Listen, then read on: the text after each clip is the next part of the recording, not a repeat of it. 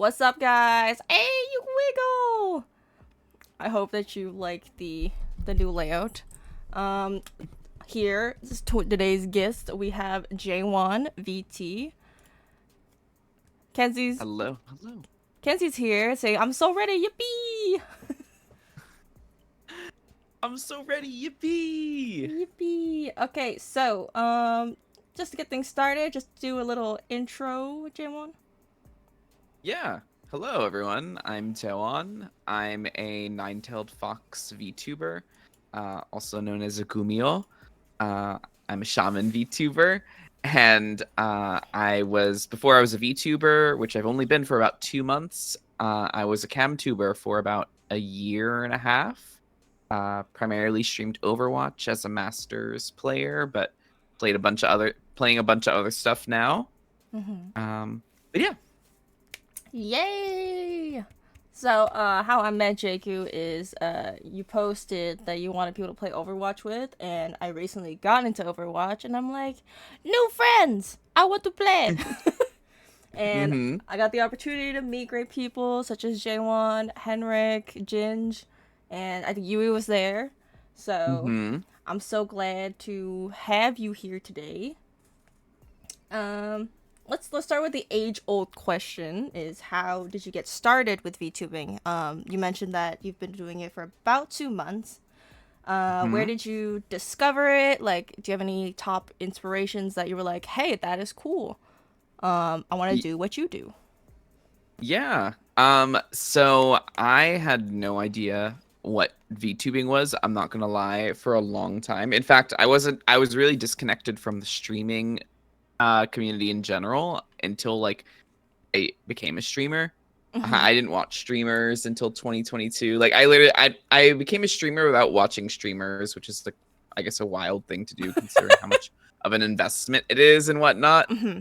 Uh, I was bullied into streaming kind of by friends IRL, and I just decided to do it. I used to just stream just drunk and like playing Overwatch, and they just wanted to watch me. I was like, okay.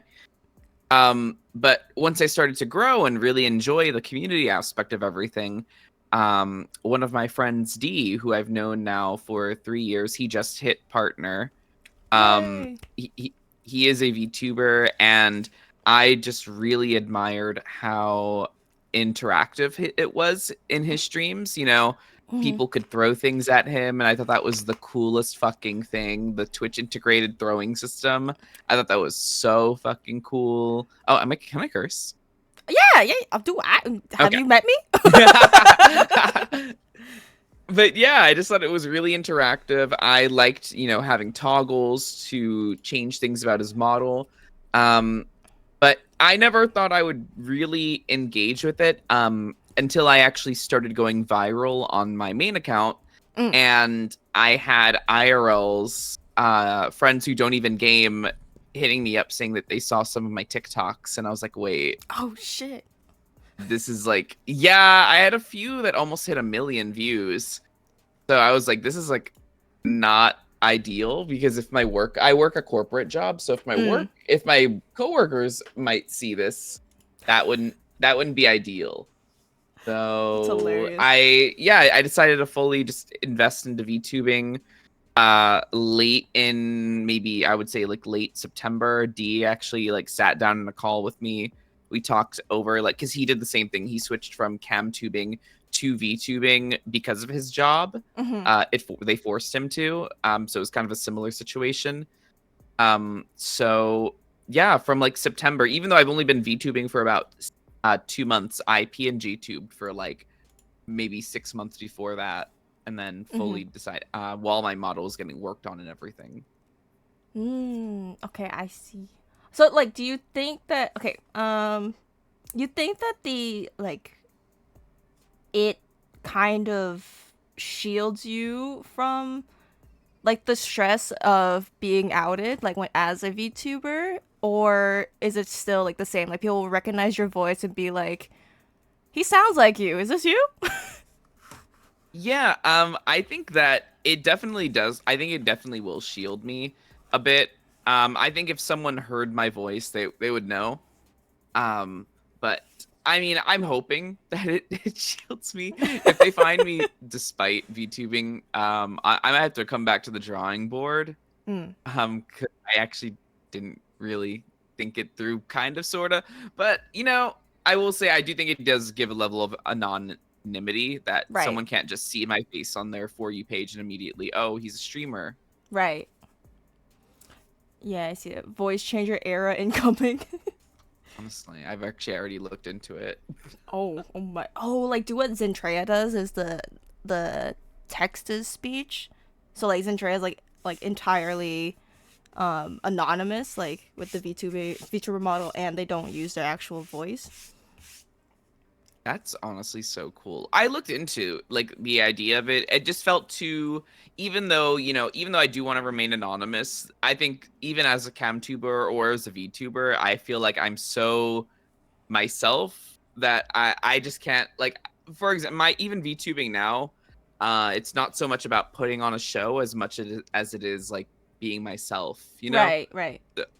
So I don't profess to be a great actor or voice actor or anything like some of my compatriots, comrades in the VTubing world. You're right. So yeah, I just have to be I am only good enough to be me.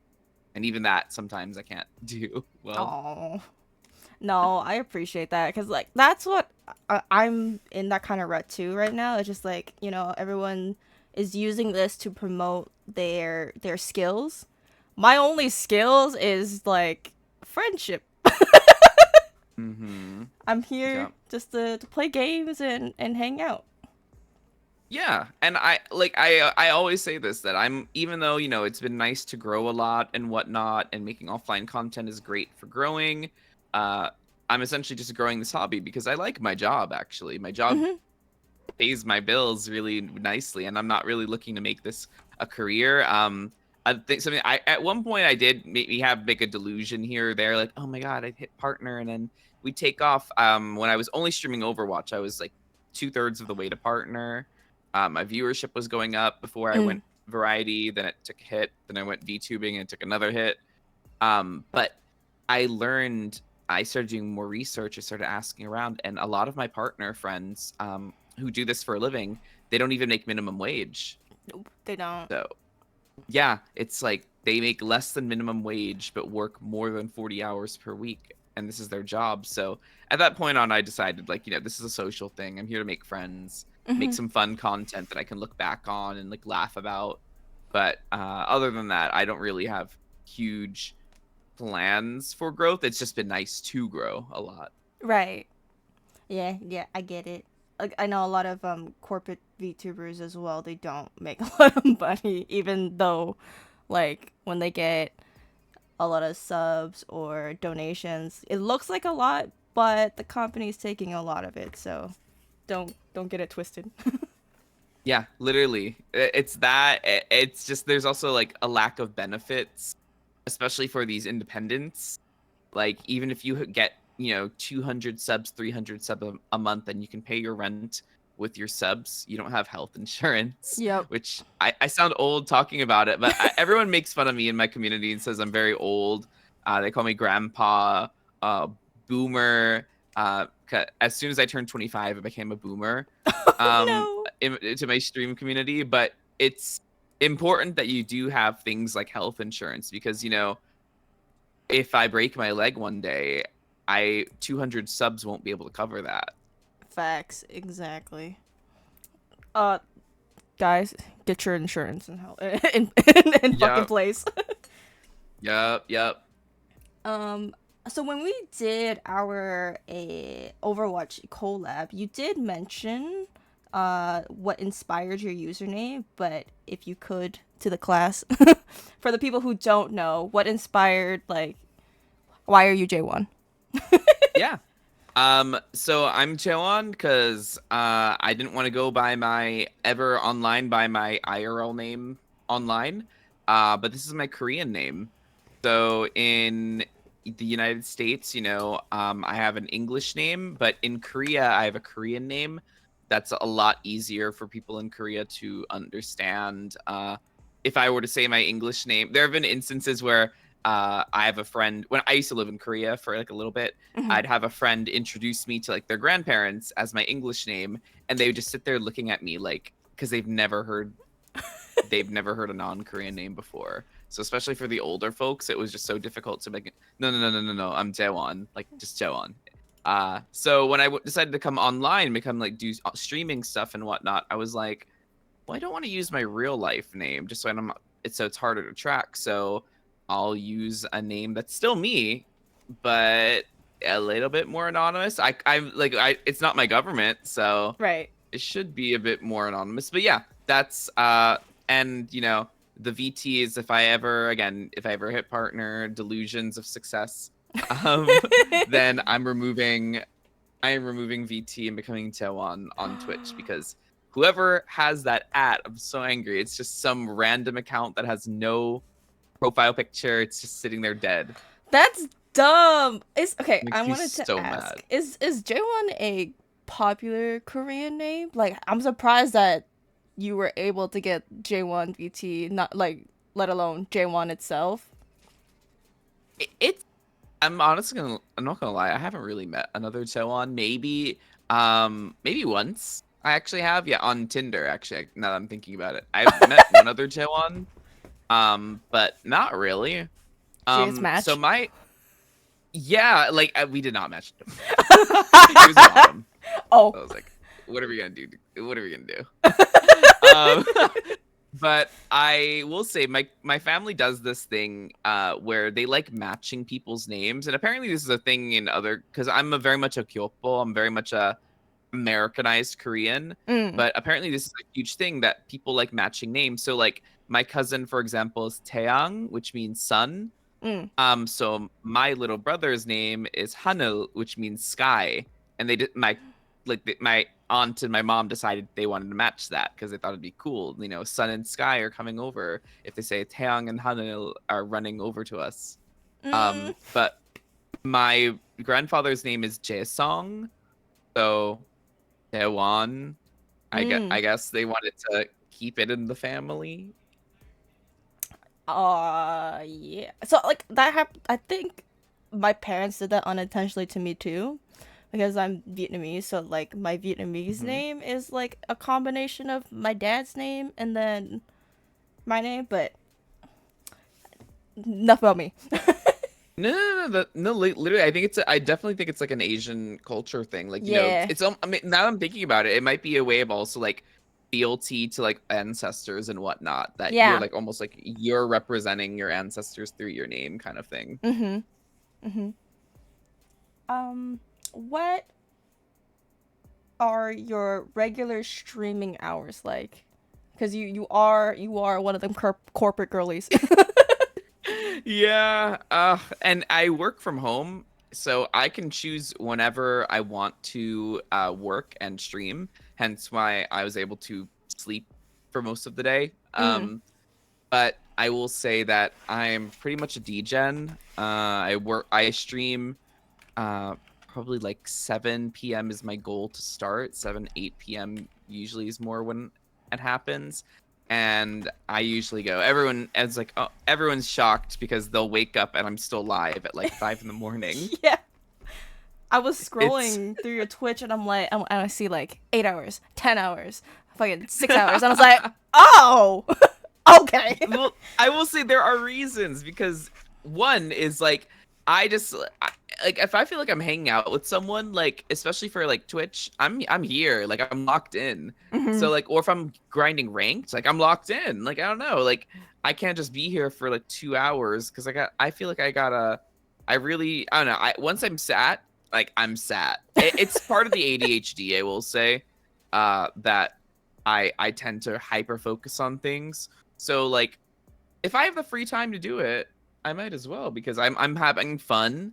Um and I do these long streams because I have the stamina to do that. I didn't always do them. I think doing multiple 24-hour streams has kind of primed me to do longer Mm, streams, but I started off doing normal like 2-hour, 3-hour streams. Uh but I will say that the other reason, and this is more meta, is for anyone that's looking to grow. Twitch gives you a boost after around 4 hours in the discoverability queue, Mm. from what I've heard. And then every 2 hours, you get another boost. So for anyone that's Oh. trying to grow, that's why if someone streams every day less than 4 hours, they might find it more difficult. Uh, because at least I've noticed it that I tend to, people tend to also like go to bed or whatnot. So my numbers tend to rise throughout streams. So, um, just for sustainability, because streaming is constantly a battle of like trying to uh, gain more than you lose. Right. Um, because people lose interest, people move on, etc., etc. It's a very transient space, so I'm trying to Hmm. use those like 2 hour boosts as best as I can, to try and gain more every day that I'm losing. No, that's a mood. Like I've been trying to get better because I'm like I don't always want to be streaming only 2 hours. It's like, do we even hang out? You know what I'm saying? Hmm. Um, yeah, I will write that down.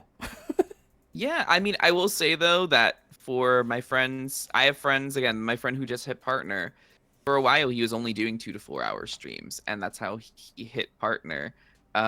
So it's also about like offline content and whatnot, making Hmm. connections. My friend who doesn't really have a platform, I have another friend, Venta. I love her. She just hit partner, and she doesn't really have. She does have a TikTok audience.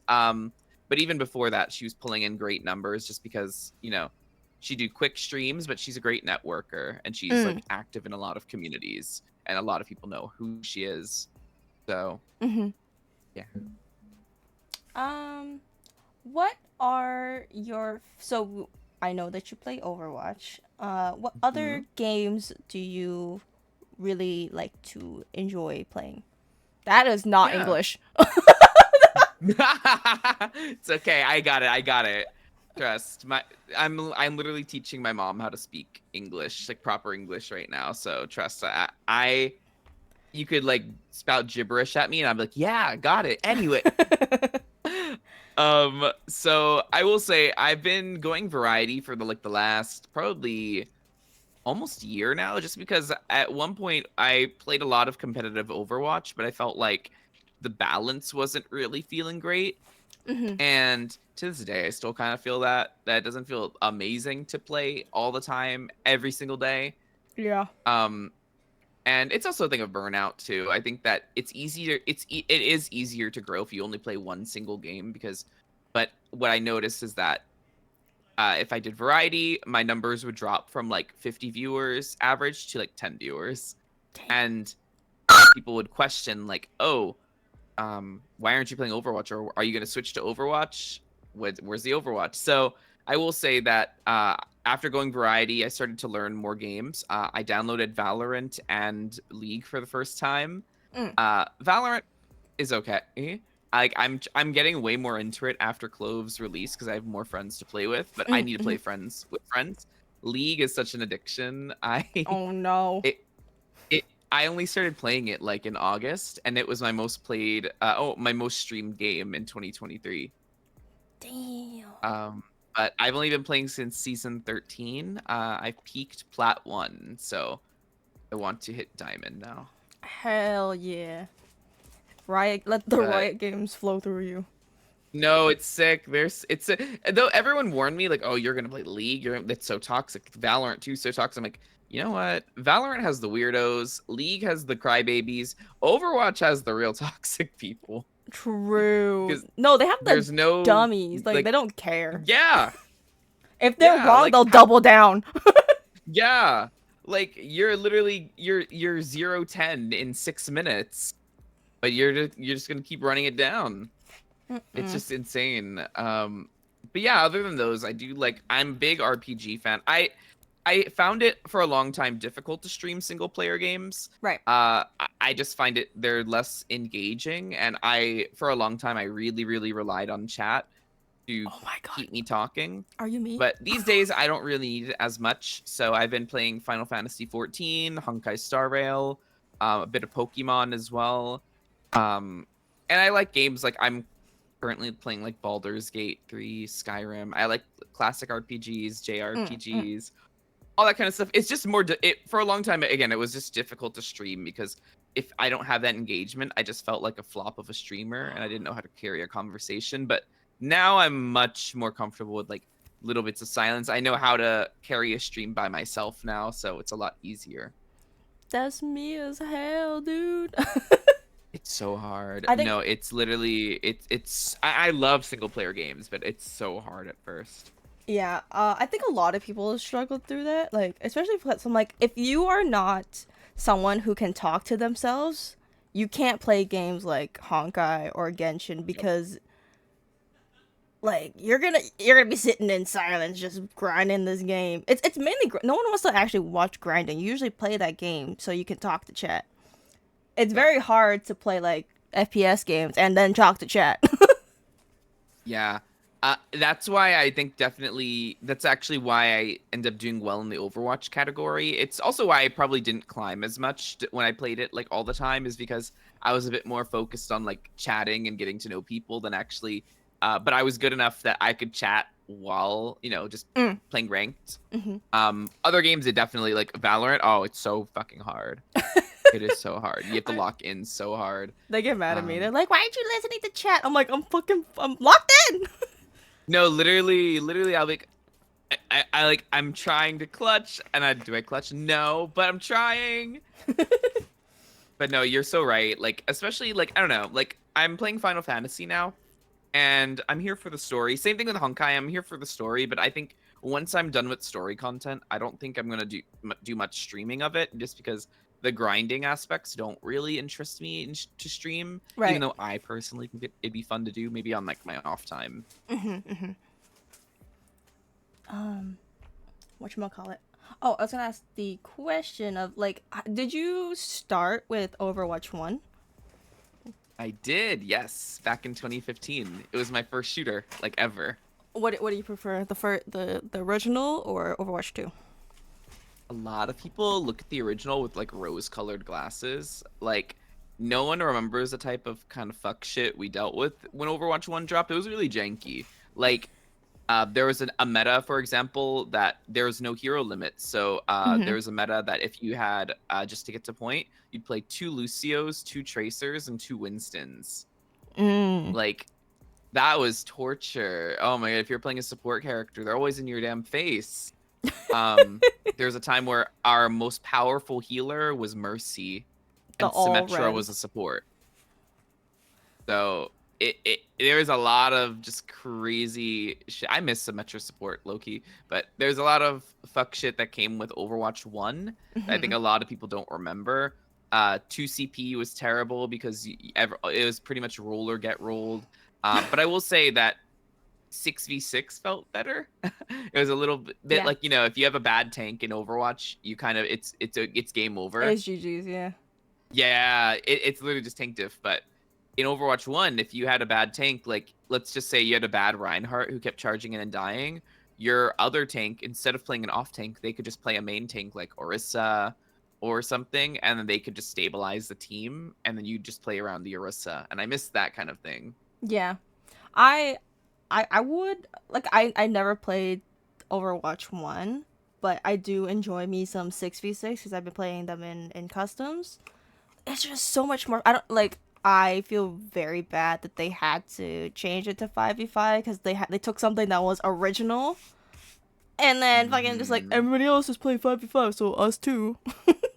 Yeah, no, literally. Like I feel like that it's exactly it. And I think it's also they complained about how tank queue times were like really short because no one wanted to play tank. But like I think still no one wants to play tank. Like No one they wants didn't to play really tank solve or it. support. Everyone wants to play DPS for some fucking reason. And literally, like they didn't solve it because no one wants to play tank because now it's stressful to play tank because if you suck, everyone's gonna flame you immediately and you're gonna lose the Yep. game if you get beat if the tank player is better. So it's just a lot more. That's why a lot of my friends don't like playing tank. Mm-hmm. I know, I have friends who will play like, they'll be like, "That's my tank game for the day," because it's like that was so stressful. I'm done. I can only do one a day. I hate playing tank in Overwatch 2, except Junker Queen. I decided randomly one season to try queuing tank and ranked, and I did find like bronze to diamond 5 with just Junker Queen. She's so fun. But even so, even though I love her, I literally tell my friends like, "All right, I did my tank game of the day. That's my charity. Like I'm putting it on my taxes, but that's it. I'm done for today. Like someone else key tank." For real.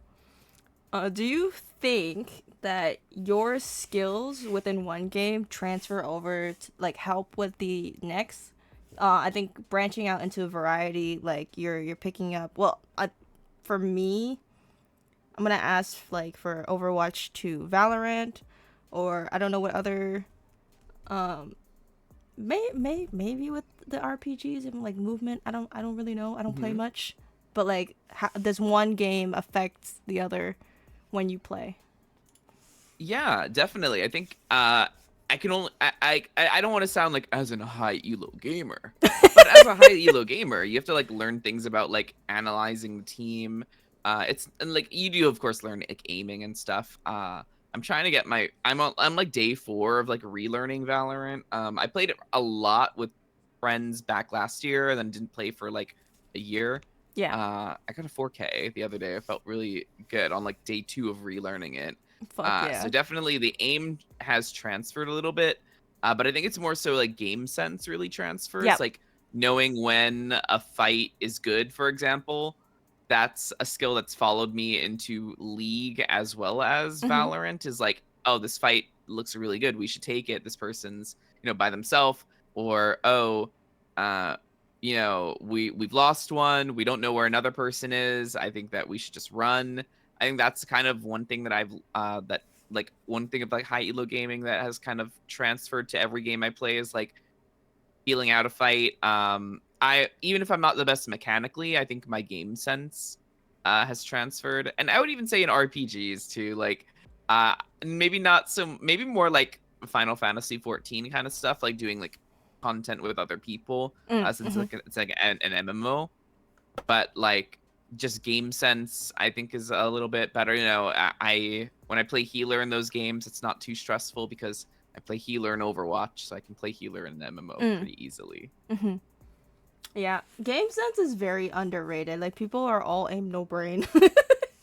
Yeah, and like that's the thing. Like I'm playing a lot of, so I think a lot of my struggle in Valorant was finding a character that I liked playing. I liked Sage, but um I don't know, I felt like I didn't have as much value sometimes Right. in just straight killing. But I'm trying out Killjoy, and I'm finally having like positive KDAs because Mm. it feels like it's more so like it feels almost like Symmetra in a way, where it's like if you set up really well and you know your angles and you know how to bait people into shooting or your turret or whatnot, that gives you information on where they are, and Mm. then you can kind of close in on them, kind of thing. I don't know. It's like I like that whole strategic aspect of everything.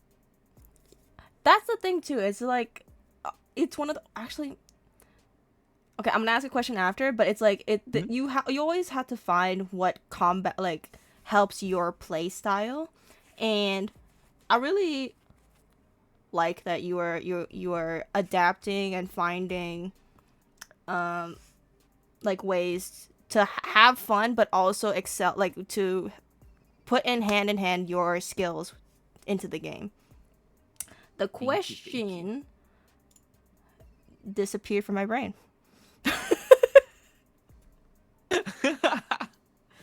That's Frick. so valid. um Shit.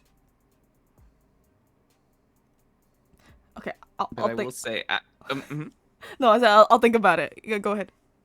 But yeah, I will say that like that's definitely one struggle when I'm only playing Valorant. I'm not gonna lie, because my friends play Valorant, and I only played League because my friends played League. But I think a lot of the struggle is exactly that, like finding what character speaks to you, kind of thing. Mm-hmm. Because even though I play, I have 2,000 plus hours in Overwatch, it's not all on Soldier 76 or Cassidy or Genji. It's not my characters. I like playing support. So Mm-hmm. that's how I had found my fun, and I found like what makes me happy to play. And trying out different characters in Valorant. I will say that was because it takes a little bit to unlock everyone. I think that's why it took me a bit longer for me to fall for Valorant, because Yeah. I don't know. I have unlocked like half the cast, and half the cast didn't click for me. I kind of just bought Yoru because I liked his design, True. and I don't know. I bought Sky before she got nerfed because everyone told me I'd like Sky, but I didn't really like her as much. So Yeah, it was just yeah. a lot of the kits are, I don't know. It's also, we're in a weird state of Valorant that it's like it's not very fun to play. So like a lot of us, like a lot of people that I do talk to, they're like, yeah, I'll only play with like a 5 stack or with friends because I can't do the solo queuing shit. Is it because of the gameplay and it's so like very much like you can't rely on your teammates, or because of toxicity, if I could ask? It's Riot not fixing the issues. So there is many. So I'm gonna say it from my perspective because people always have their one reason for why the game is going wrong. It's smurfing. It's cheaters. It's toxic people. It's this. It's everything. And Riot is not Mm, doing anything to punish, like, to punish the people who are doing the game an injustice. We can start from the beginning because what I will say is like, smurfing maybe. So Riot is kind of pivoting towards like CS. They're nerfing characters to the ground, but they're also boosting characters to like get higher pick rates, or it's all a cash grab. The entire game is a cash mm-hmm. grab. Yeah. Yeah. We'll start with the ranking system. So with the ranking system, every act, the hard reset kind of just fucks with everybody. They're making you play against tougher people. So if you improve, you obviously rank up. But if you're shit, you'll stay in the shit elo. Mm-hmm. Yep. A lot of people who are good at the game, they don't really want to get good at the game anymore because all you get is a fucking buddy, as a little Yeah. gun charm. So what they're doing now is that the high elo player are going to make alt accounts and they're gonna start smurfing and shitting on kids because it gives them like endorphins just to shit on kids, and the people in low elo are like, these guys are smurfing. Yeah. It's the same thing in League. Now that you're saying all this, is literally, it sounds like almost exactly like what people talk about in League as well. Yeah, so there's not a like a reward system for people to do well in the game, but there's also nothing helping people who don't do well in the game, and like I don't know, just the MMR system. Everything about Valorant is wrong right now. Yeah. And like at least in League, like the reason I say it sounds similar is because like you feel like you spent like 30 minutes in a ranked game. You had to queue for the ranked game, then you had to wait for everyone to pick their characters. So it's like there's a lot of time investment into playing just one single game. Sometimes people dodge Yep. or throw, so you just wasted that time. But it's like all that time, and then there's no great payoff for all that time Yeah. that you're investing for what It's, might even be a lost game from start. that's what I'm saying too. So they don't punish people who are being toxic, but they will ban people who accident. So like, I think the worst of the worst punishable thing is like the AFK events. Like, of course, that's Hmm. like inting your team if you're actually AFKing, but most of the time it is people just like not being there for a round, you know. But people who are Hmm. actually vividly like throwing utility at their teammates, fucking flaming them and cursing at them. Those people don't get banned. But if God forbid if I AFK for 2 seconds or if I Hmm. dodge, I feel like I don't know. I rather people like dodge a game from rip than to play an entire game and lose Yeah, RR and 100%. have to FF. It's rough, man. Yeah. Games are hard. Yeah, Overwatch. I will say, as someone who's played like Overwatch to like kind of higher levels, like I played up to GM. Hmm. It's the same. It never changes, like from game to game. Kind of learned that.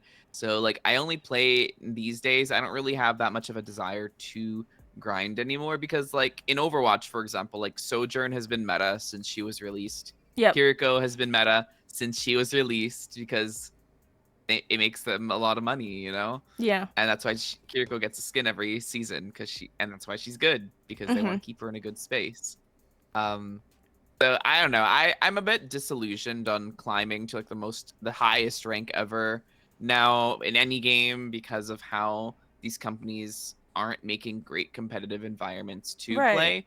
Uh, but I will say that's pushed me towards like five stacking with friends and ranked, or only playing ranked with friends. Otherwise, it's like just open lobbies type stuff. Mm-hmm. Because I don't know. I see my friends that play ranked for 8 hours a day, and they, even though they might be climbing slowly but surely, it still doesn't seem like it's worth it. It I had really a friend. isn't.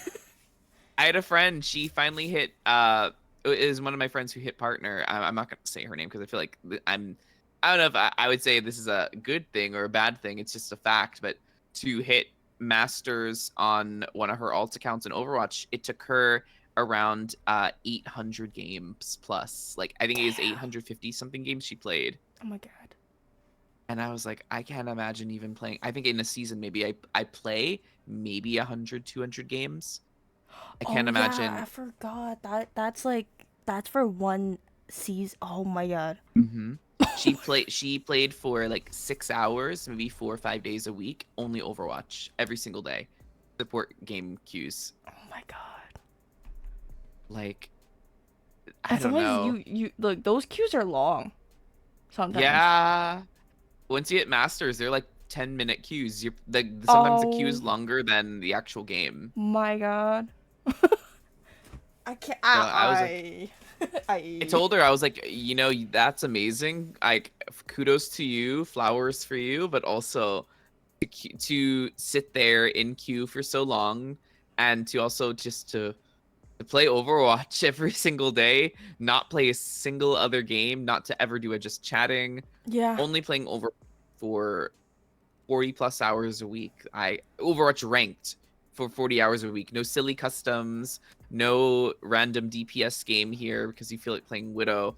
Only playing pretty much one or two characters. That would I hurt couldn't do me. it personally. No, personally, same.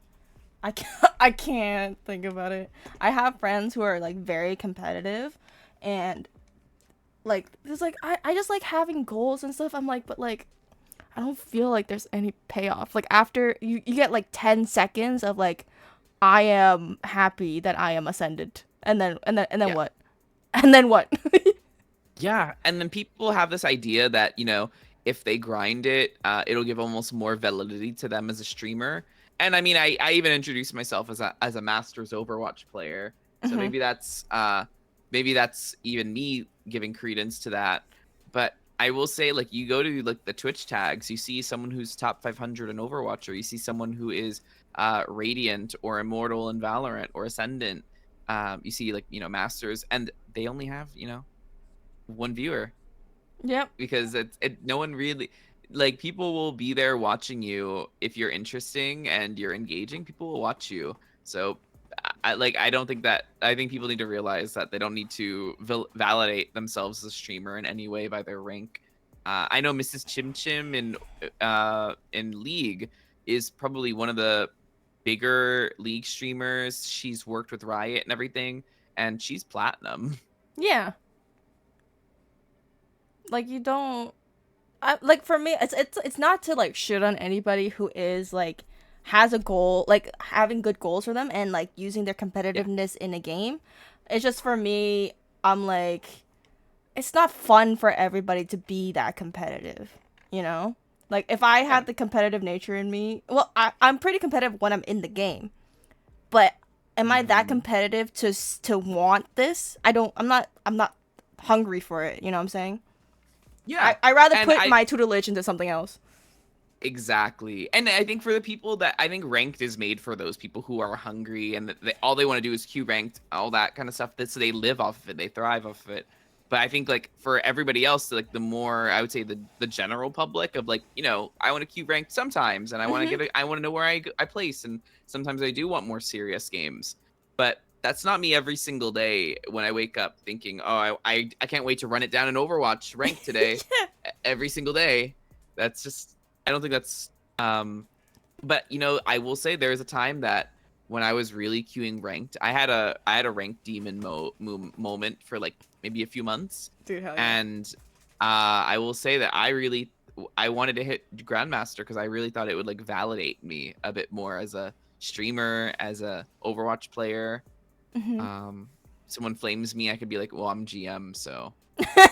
But but I kind of just like I guess grew up a bit because I was like, it'd be nice, but that's not going to make or break me as a streamer at all. Right.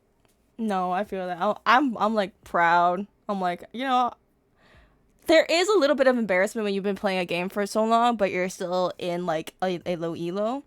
But at the same time, I'm like, I've given up. I fucking hate this game.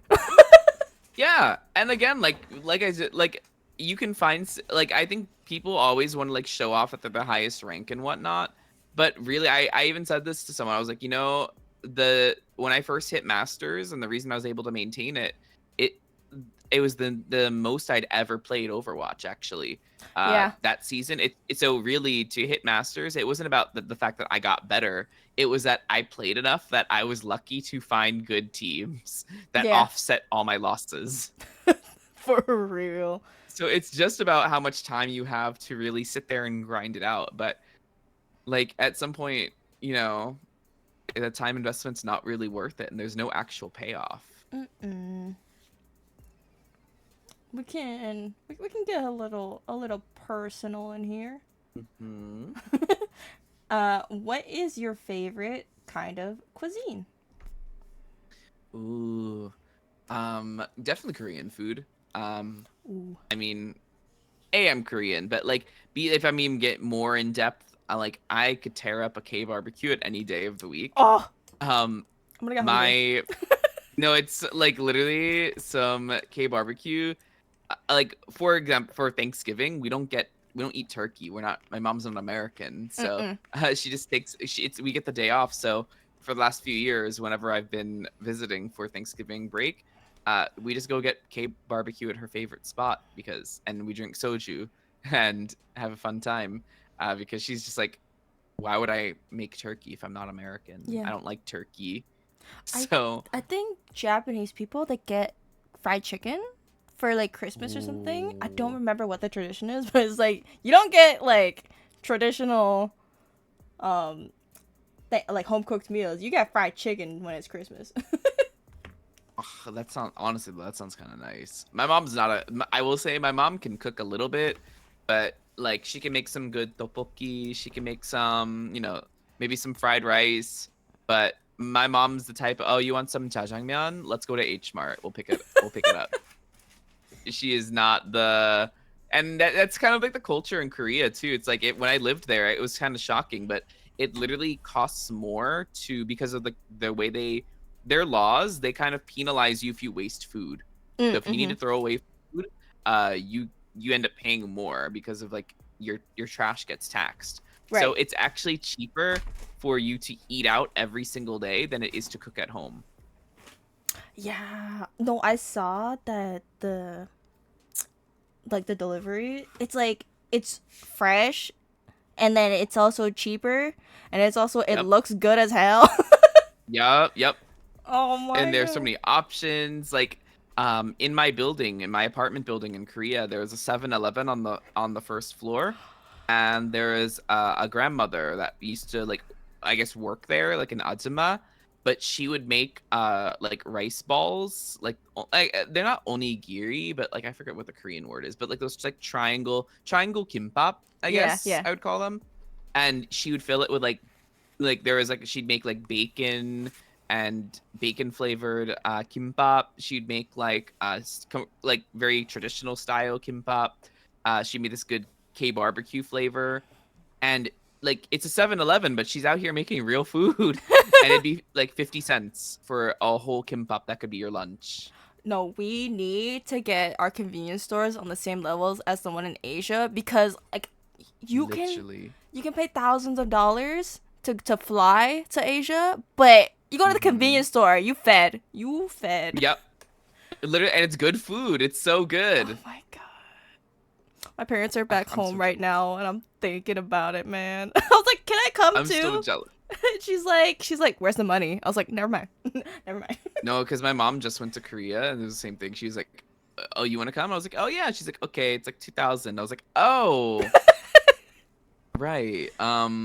About that, Anyway, but never I will mind. say it's just insane. Like the food culture is so cool there. Like I had like this jjajangmyeon place, like black bean noodles. For anyone who doesn't know what jjajangmyeon is, Mm. I got recommended to go to like this world famous place. It was on like some drama. I don't really watch K dramas. I think they're a little corny, but it was on some drama and it was like some huge place. I had to like wait in a line, and it was $5 for a Yeah, big bowl. yeah, So dude. I don't know. I that's something I miss about Korea in general compared to the US. Like if you Uber eat something here, it's $60. Like Oh what my is god, don't even get me started. that? It's so much pain, dude. It's fine. It's fine. We're fine. We're chilling. Um, do you Crying. have like something weird that you've eaten? Like, what's the weirdest thing that you've eaten? Ooh. Mm, I really have to think about this. Um, so I will say I'm pretty squeamish, so I don't eat things like my mom eats chicken feet, my mom eats like fish eyes. Mm. I don't do any of that.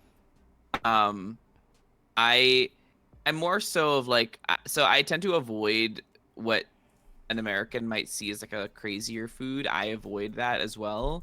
Um, just so like so that's another reason I'm so kyopo. I'm so such an American Korean American. Like I don't know the fish eyes. I can't do it. I actually like when I see shrimp in like a seafood soup or something. I can't do it if they're like if they have the head on. Because Oh, if they're like looking back at me, I can't do it. why are you looking at me for? Um, yeah, no, I just I can't. Or like the idea of like biting into a shrimp head, not my thing. But I would say I'm more of like a weird food connoisseur, like in the sense of like combinations. Mm, mm. So I've my mom would always tell me that I'd get stomach aches for the things I'd eat, but like I'm the type of person that like when I was growing up, I would eat like I'd have like a scoop of ice cream and like hot Cheetos for breakfast when Okay, I was like 7 that is so type good. stuff. No, it is. And like, I don't know, a lot of the things that I eat, I feel like people tell me like, "Oh, your stomach's it's gonna I feel like you're gonna be like we'll be hearing this later. Like you'll be suffering for this later." kind of thing, but I don't know. I don't really believe in that kind of stuff anymore. So like hell yeah, I'm gonna order like a chocolate cake with this curry, this Japanese curry, Oh my god, that and then sounds I'm good. gonna eat it with like a milkshake. Like of course. Okay, yeah, yeah, yeah. That's the thing with me is like I would do that. So I like having different flavors in my mouth. I don't like Yep. it's I will eat my main course and then eat dessert later, but like if I have both of them, I'm gonna eat both of them at the same time. Yep. They're like you're eating dessert already? I'm like, I can eat both. There's no rule. Literally just did that today. Literally, I had like I made a fried rice. I took a bite of that, and then I took a bite of dark chocolate, and then I had a bit of water, and then I had a bit of juice, and then I took a sip of my coffee, and then I continued with the fried rice. Yeah, I'm like there's no rules against eating, dude. Because like if I eat too much sweet, then I'm like I need something salty to balance this, and like vice versa. Exactly. That's what I'm saying. Because if you don't have the balance, then it's just not good. And you know what? Like look thinking about it, it could be a cultural thing.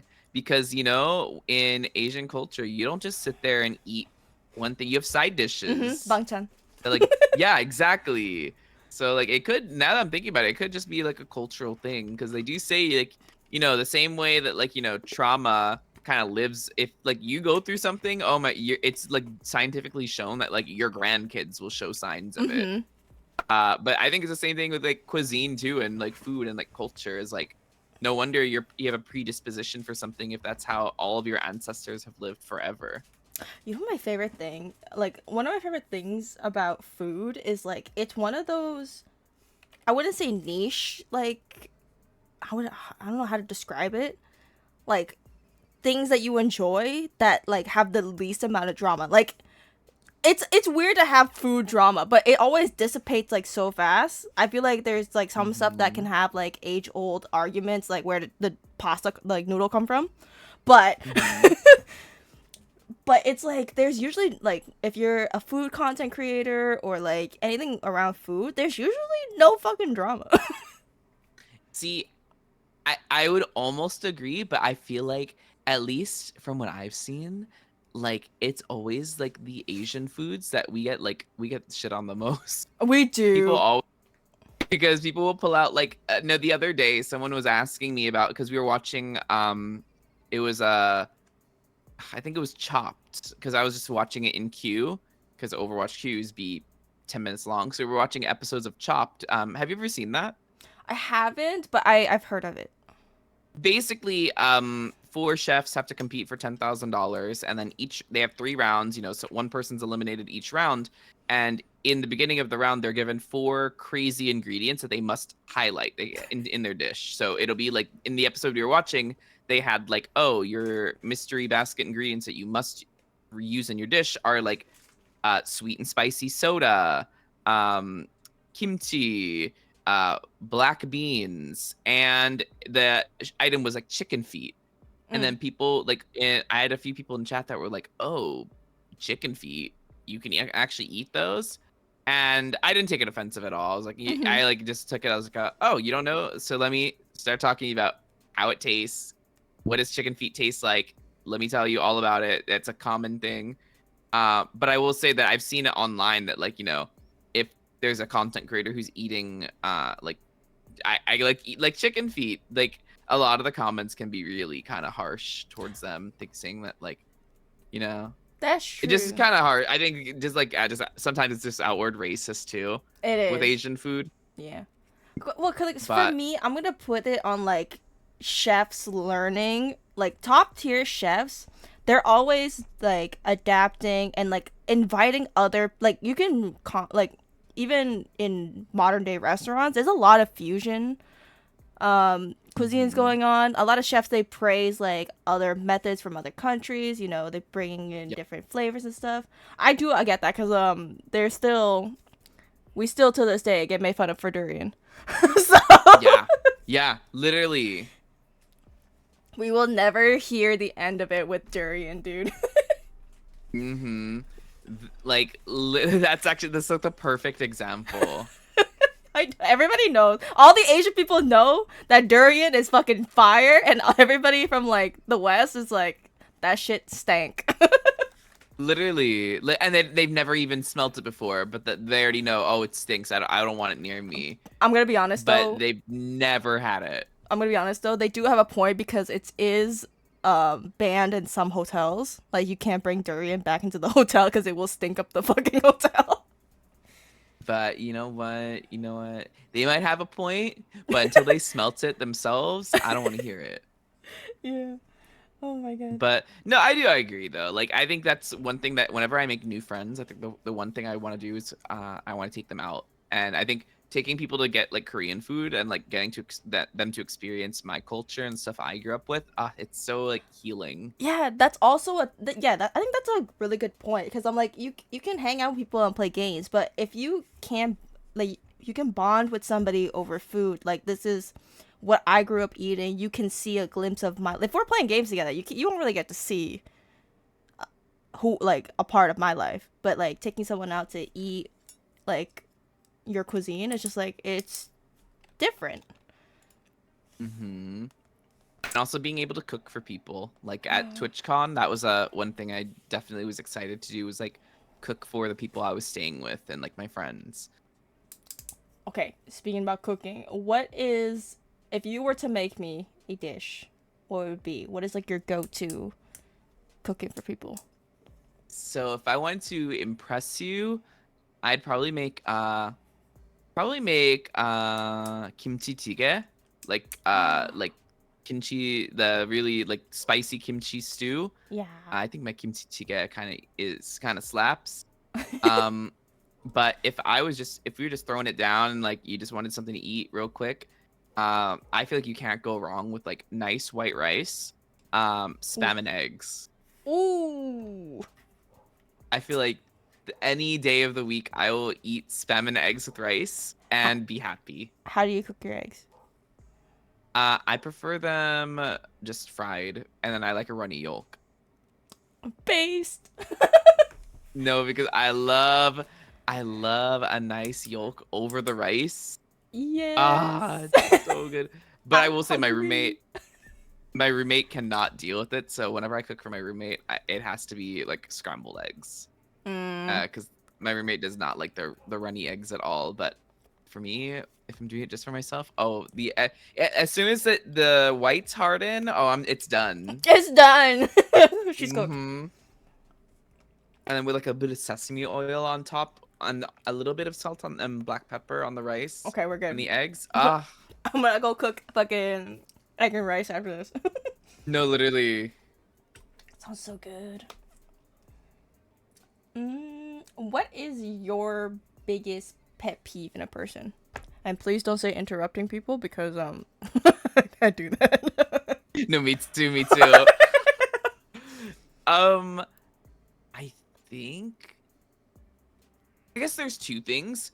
I even made a tweet about it today, but like I think people like deception or misrepresenting themselves, I think is one thing that I Mm, don't like.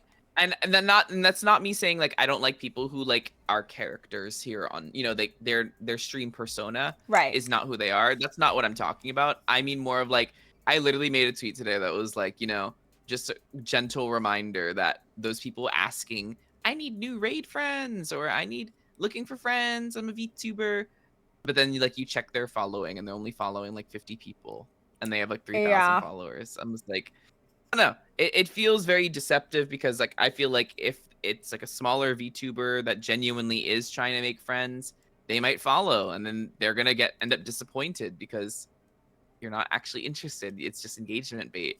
And Yep. that kind of stuff is a definite pet peeve of mine that I feel like I guess it's more so now that I'm talking it out, it's less about people deceiving, but it's more so that deception having consequences and hurting other Right. people. Mm-hmm. So I guess that's a pet peeve.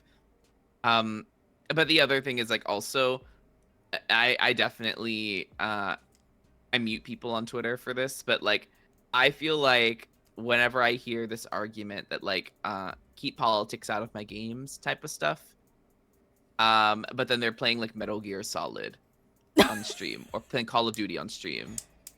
Like I don't know. I'm not saying that I sit here and talk about politics all day. In fact, I have a rule, let's not talk about the stream chat's not the place to talk about it. Mm-hmm. But I think on Twitter, I just hate seeing that take so much. That's I guess another pet peeve is like people being like unreasonably or obtuse.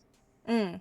Like, oh, I hate these days, all the representation politics or like blah blah blah. It's like that stuff pisses me off. I don't know. And that's more of a way more personal, I guess, pet peeve of mine that I Right. see in the influencer space is because some people, again, I don't talk politics as much on my stream at all, Mm-hmm. because I don't think that a stream chat is conducive to having a good conversation, Right. um, because it's about video games and just chilling out and having fun. But how are you gonna sit there and play like I'm just trying to think like Elden Ring. I don't know anything about Okay. Elden Ring. How you gonna sit there and play Skyrim, Mm. where the number one thing is the Civil War, but we're Mm. gonna sit here on Twitter and say, "Well, politics got to stay out of my games." Then you wouldn't have a main story. I was also a True. politics in college, so that's probably why it bothers me. No, for me, it's just like I feel like I'll have like I'm pretty. I wouldn't say dumb, but I feel like I would have like not the most intelligent takes, or I'm very ignorant to a lot of things. That's what I've always like admitted and being like, if anybody was to bring any of that shit in here, I'm like, do you really want my opinion? Like, my opinion is no opinion because I don't fucking know. I barely know But shit. yeah, but that's so valid.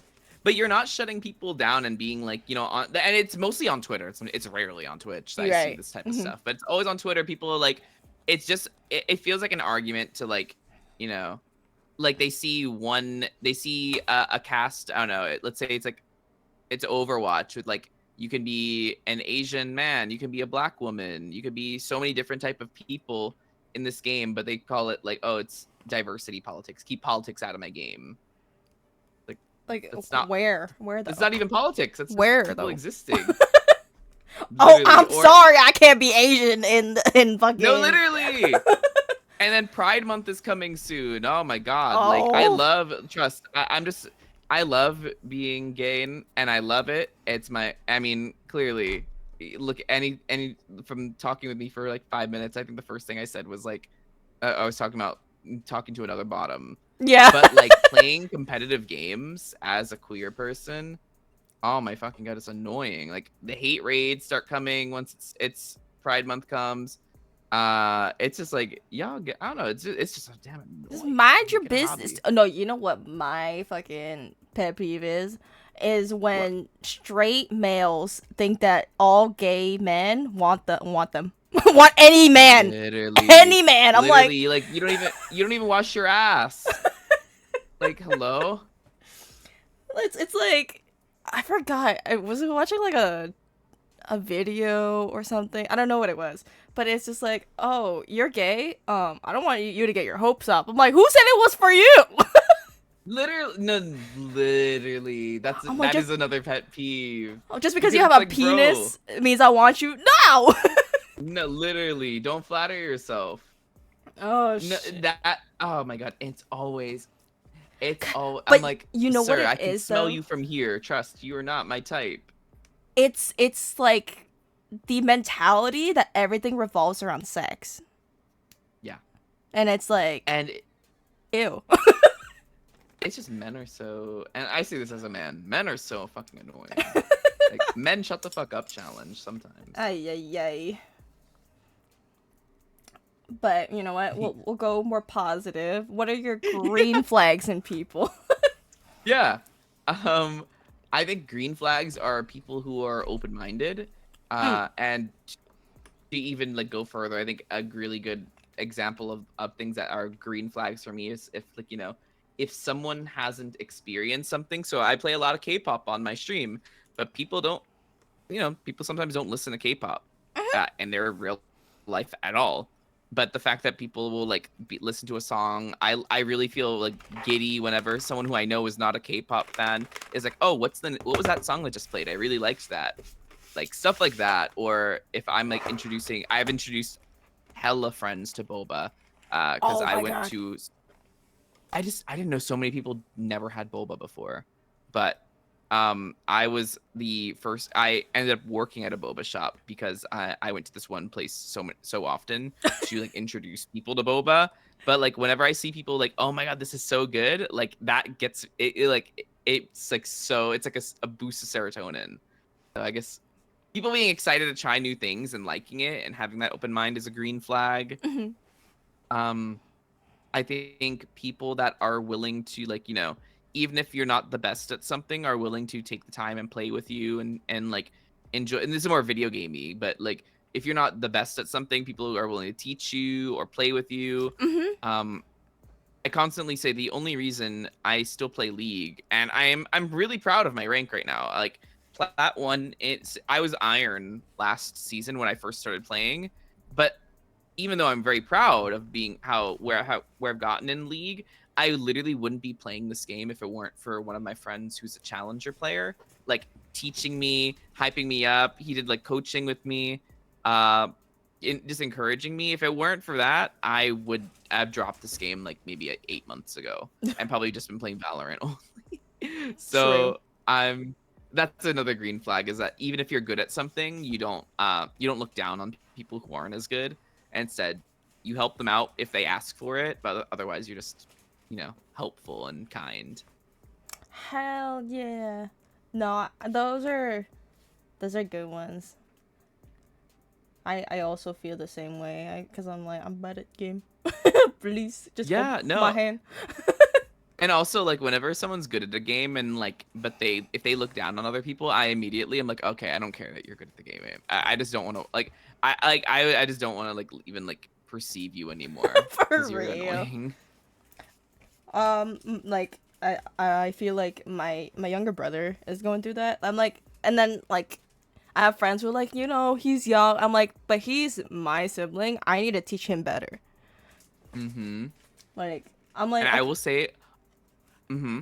I was just gonna say, it's just like, yeah, be proud of like how hard you work, but don't bring down others because you think that it's like it's just a little pixel thing. Like it doesn't prove that you're better than anybody. Yeah. It's And like it's just like people having to compensate because they feel like they need something to show off and like make up for something somewhere else where they feel insufficient.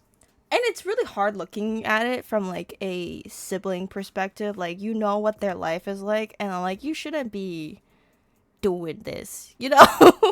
And it's Yep. he's not the type of person to be rude to anybody, but there's like tendencies where you can tell a person is like they see these symbols as like gold is better than bronze or gold is better than silver, and I'm like we're all still bad at the game. Where none of us are like Yeah. immortal radiant. We're still all bad. It's just like Yep. you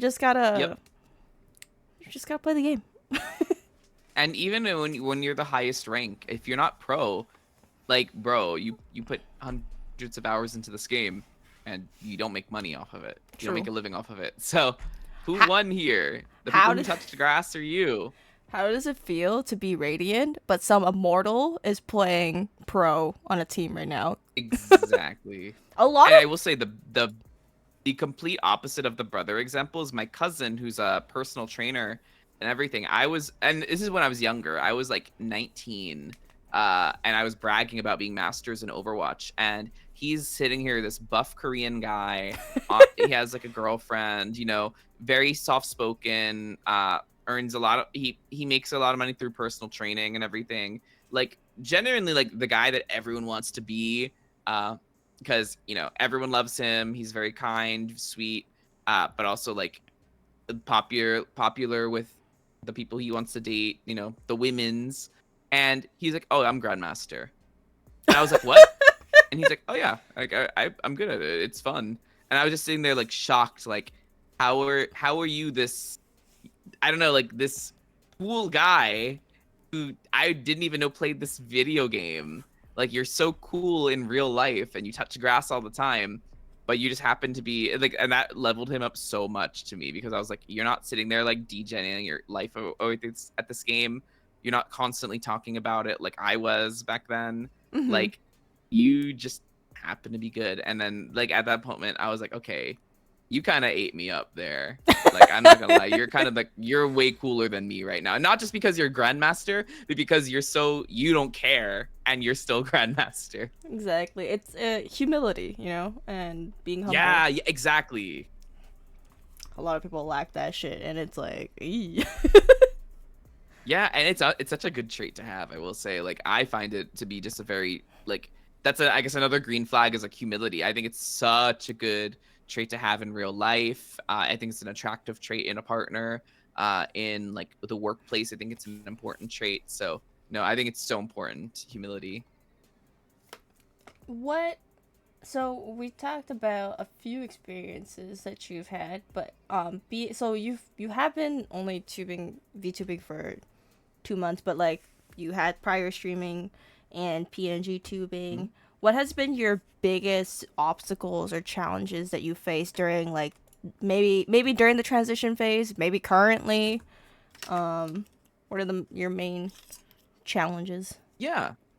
The transition phase definitely people, and this is not, I think people have kind of gotten the point that I'm not going back to cam tubing because also it's just easier to VTube. Like I don't have to, when I cam tubed I would sit there and play ranked with makeup on for 8 hours, Oh my and like that means I'd have to wash my face. I'd have to, well, I mean I still do that, but like I'd have to wash my face, then shave and look pristine god. just to play ranked, and then I'd have to do my makeup and then maybe do a bit of blush and a bit of eyeshadow, just a little bit. So like because my lighting, washes me out, so you need to bring some depth back into your face. Right. To like do all this thing, playing ranked with like bright lights in my face, it just wasn't ideal. So I'm never going back. But when I first became a VTuber, people would come in like, "Oh, I miss seeing your face," and I kind of realized that part of my audience that I had grown, and maybe this is my own fault, was only there because they really wanted to like date me. Oh, Um, I so they mean, wanted to date me. They thought I was cute, and so the switch was like jarring for them, and they didn't like me becoming a VTuber. you're still the So same person in there though. that's what I said. I was like, no matter what, like whether I'm cam tubing or like the only difference is how I appear on your screen. Like the 400 by 600 box that had my camera is now a moving person on your screen and moving anime man, a fox man. That's the only difference, but nothing about me has changed. I haven't changed how I speak. I haven't changed the games I play. I haven't changed my presentation style. Everything is the same except I don't use a camera anymore, but people still I had people that like, I thought really supported me and everything, other creators as well, that they just didn't want to be associated with me anymore because they thought that VTubing was weird or that was cringe or stuff like that. So that was definitely the biggest challenge in the transition period. But I stuck through it, and honestly, that like after now 2 months in, I don't deal with that anymore, pretty much ever. I think everyone's kind of gotten the hint that I'm staying a VTuber, and I Mm, like it. Um, and I would say now, I think the biggest challenge that I'm running into is like since I work full time, right. just making offline content is so fucking hard. Like finding times to clip TikToks Mm-hmm. and like do stuff like that. Oh my god, it's so fucking it's so hard. I don't know why. Like it was I low key miss being unemployed because I was unemployed for a little bit and I really grew my TikTok in that time because I would just sit there and make clips instead of like having a job. Yeah. Oh, it was so much better. I just I know I was just saying I like my job and I like having income and in insurance and that's all important. But goddamn, I wish someone could just like make TikToks for me. Like I hate it. True. No, I wish that I still worked like part time. It's just the fucking the jobs right now. They're not existent. Yeah.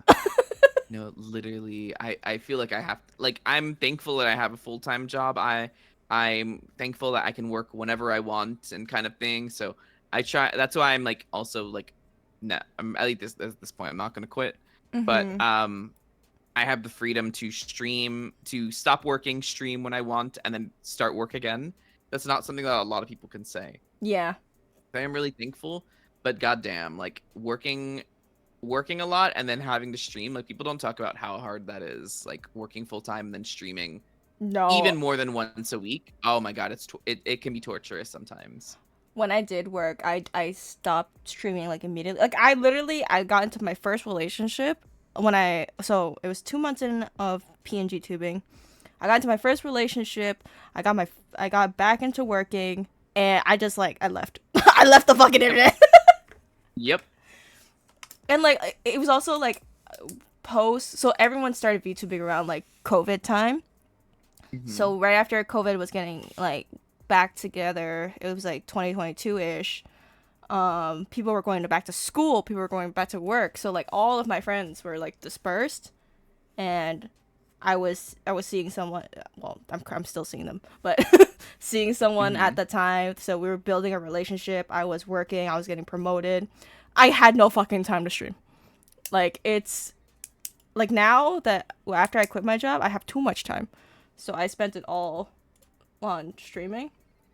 But there's a void in me, especially with no money coming in. There's a void there that is like I wish I was working while Yeah. doing this.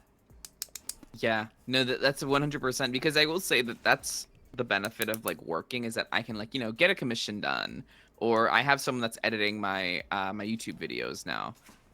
That's really a blessing that or privilege that I have because uh thankfully through my job, but I will say it's so exhausting to work and stream. Like I just I don't know. I feel like people don't talk about how hard that is for like the regular, not your Twitch partners, but like your Twitch affiliates, like Yeah. all your mutuals that are working or are in relationships. 'Cause I feel like a relationship is also really difficult to maintain while Mhm. you're streaming because sometimes people don't understand. I'm gonna be gone for 6 hours and I can't be contacted because my phone is my camera. Yeah. So So it can sometimes, or family doesn't understand either. Right. Like there's that like why I'm sitting in this camera and I want to talk to people for 12 hours for this 12-hour stream that I planned on a Saturday, but they wanted to like, go out or something. Um, there's a lot of added layers that make streaming sometimes stressful. It's not as just simple as just turning on the camera and going live. Mm-hmm. Um, but yeah, I don't know. That's definitely it's just a lot of damn work sometimes, even to just as a hobby. Like none of us, I don't think any of us, unless I'm that sorely mistaken, a lot of us, like 99% of streamers, do this just as a hobby because we don't make a living wage off of this. I was gonna bring But up the it's still so point stressful. that like a lot of the partner people who push for partner or who are partner, they make no fucking money, bitch. Literally, no, that's literally why I was shocked because, like, I watched a lot of Cat Liente when I first got started, Mm. and I still love her. I think she's an amazing creator. Um, but I got like the misconception that, oh, if I hit Twitch partner, she's getting sponsorships. She gets flown out. She makes, I think she had a TikTok series where she's like, oh yeah, I made via my sponsorships like 100K in the month of May type stuff. And I was under the impression when I first got into this space that that's how it is when you Yeah. hit partner and everything. Mm-hmm. But yeah, no, my Twitch partner friends, they still, like, the ones that work day jobs, they still keep their day jobs. The ones that do streaming full time and that's all they do. I have a friend, again, he averages like, I would say 50 on a very, very low, like a night. But when he plays his mains games, like over 100 viewers every single stream, and Mm-hmm. he doesn't make minimum wage, which was like shocking to me when he Yeah. told me. Unless you're fucking Pokemon, you ain't fucking getting shit. XQC. Literally, literally, that shock. I don't know why it shocked me, but it really did. No, honestly, same too. Cause like I made the joke to a friend of mine who is partner, and I was just like, "Yeah, streamers, we don't make money." And then he was like, "I don't either." I was like, "Oh." Yeah, yeah, no, literally, I was just like, I think I made some joke. I was like, oh yeah, I can't wait to, hit partner and then do a subathon, and then maybe I could like, work part time. And my friend just looked at me and he's like, I do subathons like at least once a month, and I can barely pay my rent. And I was like, Yeah. damn, that's rough. And he's like, yeah, and I don't even have like 5,000 saved up. And I was like, damn. And coming from me who comes from corporate, like Mm-hmm. that's just such a crazy, like there's no, I don't know, streaming is hard to make a living off of it. And again, like you said, if you're not Pokimane, oh my god, like If it's you're not rough. flashing your actual titties, you're not making money. Listen, I'll do it. I'll do it. If I can make money, I'll do it. I'm getting a shirtless soon. Dude, I hope you get a lot of money for flashing your Thank you, titties. thank you. Thank you, because it costs money to make it For real, can and I? to animate it, the rigging. Ah. I need my at least need my return for having my titties out. So pay up, motherfuckers. Exactly, exactly. I'm gonna make it like 15K channel points. To Need it. redeem, take my See, shirt off. exactly. That means you have to have watched me. You have had to at least sit through at least one round of ads, but most likely multiple. So, Dude, I get shit on all the time for like the amount of ads that I run. I personally I do like the minimum for the 55%, which is 3 per hour. I do the same. Yeah. And there is ways to like cheat the system, obviously, but like people always are like ragging on me for doing ads. When I first was starting out, people would complain about them because I had like 100-ish followers, and I think the way that it came off was that I had the audacity to put ads on because I was a small streamer, and I I'm can't. like, dude, excuse me, but I'm telling you right now, I probably make the most out of all my friends just by ads. No, like literally, like I, I average probably like 35 to 40 viewers. Sometimes you get big raids and then your average goes way up. Hmm. Sometimes you do variety, it goes way down. But I pretty much average around like 30, 35 average viewers. and I make the most money from my ads. Like I've Mm-hmm. always had like pretty good sub numbers, but like ad money is just so good here on Twitch. But like also like let's talk about how we can't turn it off anyway. That's Like the true. reason I do the minimum is not even because I need the money, because again, I do this for a hobby. I have a Right. job. I don't run the ads because I need the money. It's because it turns off the pre-rolls and it's the only way to do it. Mm-hmm. Mm-hmm. So it's like if I could turn off all of trust, if I could turn off all of the damn ads, I would, because I don't really like them. But there's nothing we can even do about it. So whenever people complain about ads now in my chat, my number one answer is, oh, well, there's an easy way to solve that, by the way. Just sub Oh, five well, head. I can't afford a sub. I'm like, okay, well, Twitch Turbo exists too. If you watch more than, two streamers, it makes sense to get Twitch Turbo. And then they kind of get like quiet. No one's ever questioned me, but if everyone like, oh, what do you mean? Are you shaming me for not having a sub? I'm like, well, you're shaming me for having ads on a platform where I can't decide if ads run or not. Mm-hmm. You're gonna get ads regardless. So it's the most fair that I get. At least for me, I don't like it when I try to watch someone for the first time and I get hit with ads. Yeah. So it's the best thing for all viewers is to have like hitting that minimum, because we can at least ensure that new people who are giving us a chance for the first time, they don't get hit with anything. Mm-hmm. What streaming advice would you have for me or anybody who is starting out? There's always, what's shocking to me is how many fucking new VTubers there are every fucking day. Literally, there's a new debut every single day. And I'm like, y'all want to be VTubers for what? Still my jobs. I mean, I'm saying this as a newly debuted VTuber, so I'm part of the issue. But I will say, two things.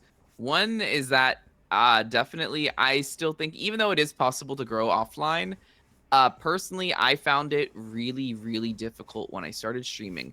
I found the first 100 followers easy to hit. So Oh. easy to hit. Mm-hmm. 150, easy. Once I hit 200 to about 600 followers, it felt like the Sahara Desert. It felt like all my growth had kind of stopped. I'm in pain right now. Um, and like literally, I was telling my friend this, who's also in the same boat. Like it just hit 300, and I was like 200 to 600. It feels like Twitch doesn't recommend you. It feels like that's really why you're not really able to grow, is because Twitch doesn't really start recommending you yet on the sidebars for people to like click and see. Because that's how a lot of people found me. Once I grew large enough, they tell me, "Oh, I found you on the recommended channels." Mm-hmm. So offline content, I think, is king. My even though my TikTok now, I have a new TikTok account that only has, I'm clicking now, like 30 something, yeah, 36 followers, not that much. But like I go to my main TikTok that I started as a streamer, I gained more followers. It's at 5,504, almost a million likes. Like I'm still gaining followers every single day, and I haven't posted on it maybe in like 8 months. Yeah. Is it? So Is it? Does it have like the VT in your username? Cause like I do nope. that. Oh. Oh, well, my new one does. Yes, Yeah, my the new new one. one, my new TikTok does. Yes. Oh, cause I would. Well, I usually go on TikTok and just follow other VTubers. Yeah. I don't. I will say on my TikTok, I don't, on my new one, I don't follow anyone. I have zero, because I ended up spending way too much time on TikTok. Like I ended up getting a bit of a TikTok addiction. So I have my real life TikTok, which is what I used. It was pretty much just an Overwatch TikTok. It's not even real life. It just has my face on it, but it was all Overwatch content. And now I have my VTubing TikTok. Um, but I just spent way too much damn time on TikTok. But I do think that it's like, I think that it's the reason why I was able to push from like 10 average viewers to around 20 Mm. and get over that hurdle and hit my first 1,000. Yeah. I think it took me like maybe 8 months to go from, I started streaming in 2022, and like October I hit 1,000 followers, and it was only because I was posting a TikTok at one point like 3 times a day. I don't Yeah. recommend that. I think that's I think that's just way too, like, even No. now I post TikTok like once a week. I think the ideal spot is like 3 to 5 times a week. 3 times probably per week is the most tenable. But offline content is so important, and that doesn't just mean like editing TikToks. That also means like having a Twitter presence if that's what your chosen Yeah. platform. Like whatever you can do to like have stuff offline so people know you exist when you turn off when you hit like stop stream, that people can Hmm. still realize that you make content and that you exist and stuff is important. But the other advice would just be that it's a marathon, not a race. I had a friend who, my friend D, who's inspired me to be a VTuber and everything, who just hit partner. He told a story that he's quit streaming once. He's taken breaks due to his health, due to his, living situation, due to his job. He was a cam tuber, a VTuber. He's changed games, and it took him like 4 years, but he finally hit partner. So it is possible to grow, even when if it seems slow or it seems like nothing's happening. Like as long as you're consistent, it is so possible to grow and like hit those goals. Yeah. A lot of us who give like streaming advice and like give any sort of advice, we always, I think it's just like the reason why that we're here is because of our perseverance and like resilience. It's Hmm. that's like And case in point. mhm, That's what everyone always says. There's like just keep doing it because people who are interested, they either stopped or they've never started. You know, people always are yeah, waiting for their chance to become this. It's just like there's nothing stopping you. You don't yeah, have, not everything has to be perfect. Like I've been PNG tubing for 2 years. I've never had my first 2D model ever, and I'm here. yeah. No, I had someone in my stream chat the other day say like, "Oh, I can't wait to get my model done." And I was like, because she's like, "Oh, your model's so cool. I love how it moves. I'm so excited. I'm gonna finally start streaming once." And I was like, "Girl, I PNG tube for like 6 months." And then when I tell you my viewership was the same, my like everything's like it's just more expressive now that I'm a full model. Yeah, I have a Hmm. live 2D, but like PNG tubing is just as valid. It's the same. You're making in some time in a way it's actually even easier It is. It's because so easy. yeah, all I gotta do is talk. It's so much easier. So like I was just telling her, don't wait, just do it now. Figure out what kind of content you want to make, figure out like who you are as a content creator, because what if you just wait until you hit that go live button with live 2D that you paid money for? What if you end up hating it, Yep. all this money and now you hate it, or you just don't like going live? That's just such a waste of money. um I also think that I have seen this take a bit in the VTuber community, which I didn't see this often in cam tubing, so it's an interesting distinction. Mm. Is that I find people, and no, this is not shade or anything. Like this is just again observation of people like complaining, like, oh, it's just really sad that I have a really slow chat, or it's really sad that I'm not growing as much as I want to on Twitch. And people like being open about it, which I guess is a good thing that people are being open about their feelings. Right. Versus cam tubing, where that's not a thing people talk about really. Hmm. I'm sure it's things people think about, but they don't feel the comfort to talk about that kind of thing that they're feeling. But I also, on the flip side, think that if you're in the content creator space because you want easy money or easy following, or you want to become a celebrity really quickly and thousands of followers, you're really in for such a sore time, because it's very, very, very rare that someone blows up and is successful immediately. Yeah. Hmm. Like I think of Small and too, is like, millions on YouTube right now. I think for like 6 years he was just like a nobody. No one Yeah. knew who he was for 6 years. And then he suddenly had one video that did really well. And then people started realizing, oh my God, this guy's content is really good. And they started like watching all of his stuff. But yeah, I think people come into, especially VTubing. I think, and now that I'm like talking it out, I think it's because people will spend a lot of money Yep. on like a good setup, a good model, an overlay, art, but they haven't figured out what kind of content, nor have they found their audience yet. So Yep. when they're not immediately successful despite investing money, they're just like, "Oh, well, I don't know. I'm sad because maybe streaming isn't all it's cracked up to be." It's like, no, it's like any kind of business. Like you need to Work. slowly, yes, it's an investment, but you need to slowly earn, yeah, work and like get your audience and like figure out what you're doing too. What content are you making? Because yeah, you might have a really pretty model, but is your content good? Like, Exactly. are people gonna People stick around? people don't understand that maybe you're the problem. Yeah, yeah. And that's another thing. This is something we have talked about in cam tubing Twitter, but like streamer Twitter, but like people saying, "Oh, I'm shadow banned." And I remember once I had this one mutual and she was just saying, "Oh, I feel like I'm shadow banned. I feel like no one's interacting with my post." So I took her aside. I'm like, "Girl, I just want you to know I see your post. I just think that because you're complaining about the shadow ban, you're not making content, you know? Yeah. And I'm not saying your whole Twitter needs to be new art and new content and new TikTok. It doesn't need to be in stream update. It does not need to be that. But people follow you because they're really interested in the content you're making. You're a content creator. So people are interested in you as a person, but also in like you have to make it fun for them. You know, you're an entertainer in a way. Dude, that But is a mood. yeah, and it's the same thing that's happened. It's this whole conversation happened again, like on cam tubing streamer Twitter as well. Is that like people just like thinking that they're shadow banned or something. It's just like no one's liking your you're not getting likes because you're not making content. Mm-hmm. So you have to like we're content creators. So I think that I don't know. I think that in the VTubing space now that I've kind of seen both. I think that when people just expect instant success because again they invested money or they really like their model, but people don't know what games you play. People don't know are you a just chatting streamer? Are you going to be playing Valorant every single day and grinding that and not really talking to chat? No one you can't expect instant success in this industry. And if you do, then you're not going to have a good time as a Mm-mm. streamer.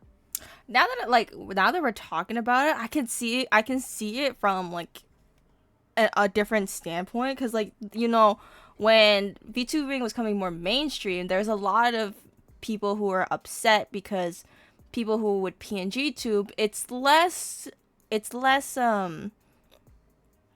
like cheaper to do, it's easier to do, but at the end of the day, it's all about your personality and the content that you put out. It's kind of entitled to think that you spend so much money that you are entitled to like having a bunch of followers and like fame Hmm. because you spent so much money, not like the way that you that I'm seeing it now. It's like because for a long time I would not be proud of being a PNG tuber because I'm like I don't want VTubers coming after me. Hmm. But now I'm just like yeah, I PNG tube. Yeah, I as you preached should. I preach that I do a lot of this for free. It's just like Exactly. if I want people to see and be like, because people always make the excuse, oh, I want a VTube, but it's so much money. I'm like, preach to those people who can afford it and who spent that money commissioning people, but they did the work. They are where they Hmm. are because of the work that they put out. I do this for free Literally. because I am unemployed right now. I can't afford it. I would have a model if I could afford it. But there's people who will gift you things. There's people Yeah. out there who draw free assets. If you just do the right thing and credit them, like there's no harm in crediting people. That too. Oh my gosh. The VTuber is credit your artist challenge. Your artist challenge failed. Fucking Hmm. people who don't credit their artists, I'm like, you're using fucking AI. No, because I can't stand it. When like I recently did a thingy that was like oh comment that I just did the comment your PNG thing, right? For Mm-hmm. Fire Emblem. Yeah. Whenever I see the AI, I'm just like I can tell it's AI. I don't support it. You're like Like, I don't know, next. just use a pick crew. I don't know. Use So something. I don't know. I was gonna. Okay, so it's funny that you brought that up because I use some of those like when I was first starting out. Um, and it's just like so you are. I think it's a little bit better than using AI, but it's like you gotta read into it because a lot of them say that it's not for commercial use, and then it could be like with streaming too, like they won't allow it, but a Mm-hmm. lot of people Yeah. just do. And I'm like, it's kind of hard for me to preach like don't use AI and pick crew because credit the artist, but at the same time it's like they're giving you the tools. I don't know. Yeah. It sounds contradicting, but like actual PNGs right now are just emotes that I got like from raffles. Yeah.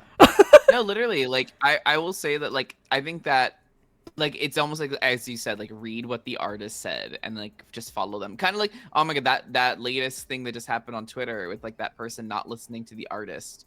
Like if it's a pick crew that says no commercial use, don't use it, because Yep. if you let's say everything, all the cards fall really well, amazingly, and you blow up, and then now this artist sees that you've been using their shit for commercial use, They'll see. like you're gonna lose everything because you're not listening to what your artist said, and you can't just, at least I feel like in the VTuber space, I think we've progressed, at least in the last, from what I've learned, because I mean I haven't really been in the space. I've watched the space from afar for like a Same. year and a half, but like I've only been in the space for like 8 months. Yeah. And I think there's been a lot of progression where people are now like, if you don't respect your artists, you're gonna get called the fuck out, and rightfully so, because none of us would exist without our artists. Yep. But PNG tubing could be as simple as, literally as you said, as like getting an emote.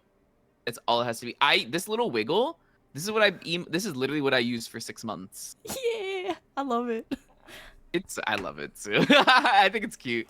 But yeah, like you don't need to really have you don't need to use AI to make, because the thing is, people don't think of like, oh, it's just AI, I'm not hurting anyone. But the thing is, that AI was trained by stealing from artists. Yep. So you're stealing someone's work, whether you know it or not. You're complicit in the Mm. stealing of that person's work, and just so you can make some money off of Twitch. The I 100% am against the use of AI for content creation. Um, but yeah, I agree with your take. Like, if you're gonna use the pick crew, make sure that's for commercial use. If it's not, don't use it. And just get a damn emote, get a little wiggle thing. I've seen people, again. I had a friend who hit partner and has no camera whatsoever. Like literally is not a camera streamer at all, Mm-hmm. but just has a mic and plays a lot of Overwatch and has hit partner. Yeah. Dude, hell yeah. Yeah, you don't even need a live 2D. You don't need anything, and you can be successful in this space. You just have to have a good personality and make good content, and like know some of the tips and tricks. Like she posts TikToks, and that's how she kind of grew her platform. Is that people thought she was hella funny. Hell yeah. I love that. Yeah, you know what? If you're not finding any success, you're the problem. Just kidding. I don't want to say that to like the newer Listen, I'm people I'm being like always the type though. Look inwards, because you can't. I always say this too. And I think also having follower goals. That's another quick tip. mm, Is like having a really hard stuck follower goal is kind of a bad idea. Like I always tell people, when you make your New Year's resolutions, don't make a follower goal resolution, because you can't control how many followers you yeah. make. Make a, I'm gonna make 12 YouTube videos this year kind of resolution. Mm-hmm. Only try to put stock into things that you can control. So like similar to, as you were just saying, look inwards. It really is like, if you feel like you're not where you want to be in the content creator space, I always tell people steal like an artist. And what I mean by that is don't actually steal, but look at the content you engage with. Why do you even like it? Like really try to sit there and think of like, okay, I like this person's content because I like their just chatting streams. Maybe like think about working towards a just chatting stream and getting that done. You know, like that's the kind of introspection I think people need to have in this space too, if they want to survive and like thrive. Because if Mm-hmm. you do the same thing over and over again, people won't come back. You won't really grow, but also it's just not fun. I don't know. It feels like it's a bit stagnant. Like I feel like changing things up keeps streaming fresh for me, at least. Mm-hmm. Yeah, it's like the I had a VTuber of the week with one of my good friends, Tempo, who is primarily a Legends of Runeterra content creator. Like Hmm. they are like probably, well, since the game is on a decline, they when it was at its peak, they were top 6, top 10 of the content Hmm. creators. Now they're top 3 Oh, because all of the content creators are gone. yeah, Because like ugh, who plays the lore now? Literally only him. yeah. And Riot not even helping, I please. know. And then they're like okay, what am I gonna do with my content now? I'm Yeah. still gonna be there. Like I feel like if there is any updates to the game, obviously there's someone who's gonna be there for the game. It's a comfort game, but like branching out, it's okay to like, cause like a lot of people. There's also like with VTubers, we kind of gravitate towards like Overwatch and Valorant. Yeah. There's a lot of competition. Yeah. That those games are very popular. Like it, and I feel like it's both sides are very hard to achieve. Like being niche at a game, since it's niche, there's not going to be a lot of people. But if a lot of people are there to watch you, you know, that's good. But for popular games, it's like you can't be niche there. Everyone's playing Valorant. Yeah. Everyone's playing Overwatch. Everyone's playing, I don't know, Apex. Yeah. And literally, I think that's why another great tool is like things like Sully Gnome. Like there are tools that will literally tell you based on what games you play. Oh, this game has a similar audience that has a low amount of people streaming it, but a lot of people are interested in it. Hmm. You know? And I have mained Overwatch for hella long. I would say I'm pretty good at it. You know, top 3% of the community is masters, and I'm in the middle of masters. That's pretty dope. But I get the same viewership playing Supermarket Simulator. Hell yeah! Oh Like, my god. bro, like just it's literally is exactly what you said. There's so much competition in the space, but that doesn't like you don't need if you stream in these really oversaturated categories, like people like fool themselves into thinking I need to play Valorant if I want to be a successful VTuber, or I need to play Overwatch if I want to be successful. Like I see someone on my mutuals list right now who's killing it, and he's playing Baldur's Gate, which that game came out 8 months ago, Yeah. and he's playing that, and he just like debuted like his 2.0 very recently, and you know he came back from hiatus, so he was kind of starting over, and he's already averaging 30-40 people. Like he's killing it, and he's just playing what he wants and not really following the trend. And I think that's really dope. And that was kind of inspiring to me to see. Dude, I love that. Cause like, okay, imagine you and let's say tens are streaming Valorant. Who are they gonna watch? They're gonna watch tens. Yep. Yup. Yep. Exactly that. It's like, And like go ahead. I didn't I have a don't know. thought. I think I think it, and I'm gonna be so honest. I think it's worse for people because again, I was so close to partner that I only streamed Overwatch and it burnt me out. And I Oh think man. that's the worst thing is that if you only stream one game, when you play something else, people won't enjoy it. They Yeah. won't know how to take it, and they'll question you about it. So I played Overwatch for again like a year without swapping games. I have like maybe 14 months. Um, I had 50 like around 50 CCV, so I was like two-thirds of the way to partner. I was really excited. My TikToks were doing really well, but then one day I just was like, I hate this game, and not because it's a bad game, but I just don't want to fucking play this game anymore. Yep. Yep. And then I'd play like Dead by Daylight, and my viewership would drop from 50 to 8, 9, 10. And, that's still good. I would say that's still I'm still thankful for that viewership because, I, I, these are people that are still invested in me, but it's more so a lesson on like, oh, these people aren't really here because they care about me as a content creator or as a person. They're here because I'm playing Overwatch Yeah. and I'm playing Overwatch in the way they like. They're like, "Where's But my Overwatch?" And I'm like, "Shove it." exactly. Exactly. No, I would get so mad. I didn't know what to say back then. Like now if someone asks me, "Oh, where are you playing Overwatch?" I'm like, "No. Check the schedule. No. It's not on the plan." But back then, like I only played one game, so like I can't even blame them for not watching me play Dead by Daylight because Right. you followed me because I only played Overwatch 4 days a week, Overwatch every day, Overwatch ranked every day. So Mhm. I can't even blame people for not wanting to watch me do something else if that's not what the precedent that I've set for them. But yeah, that's something I've had to learn is that I think variety is definitely, unless you're like built different and you really can stream that one game every single day and True. not get tired of it. I think variety is king. Yeah, I feel like if you're truly passionate about that game, like if you're gonna play that game every day anyways, like it makes sense, you know. Exactly. But I get bored very easily, and I get fucking tired. Like, especially if the game is like a shooter, you're Yeah. you're gonna get burnt the fuck out. Like toxic Or if people. there's days you're not doing well and you just want to swap to something else because you don't have the mental stamina to play a shooter that day. Absolutely the fuck not. But if that's all you're known for and that's all your audience expects, then the minute you swap to something else, no one's gonna watch it. And again, viewership doesn't determine how much fun you have with streaming, of course, but it's more so an idea of like, that could be deflating. Mm-hmm. That if you're used to having a higher viewership and then you swap games, at least for me, I'm just being honest, I think it was definitely deflating to think of like regulars that I considered like, people that came to every single stream that would always chat with me.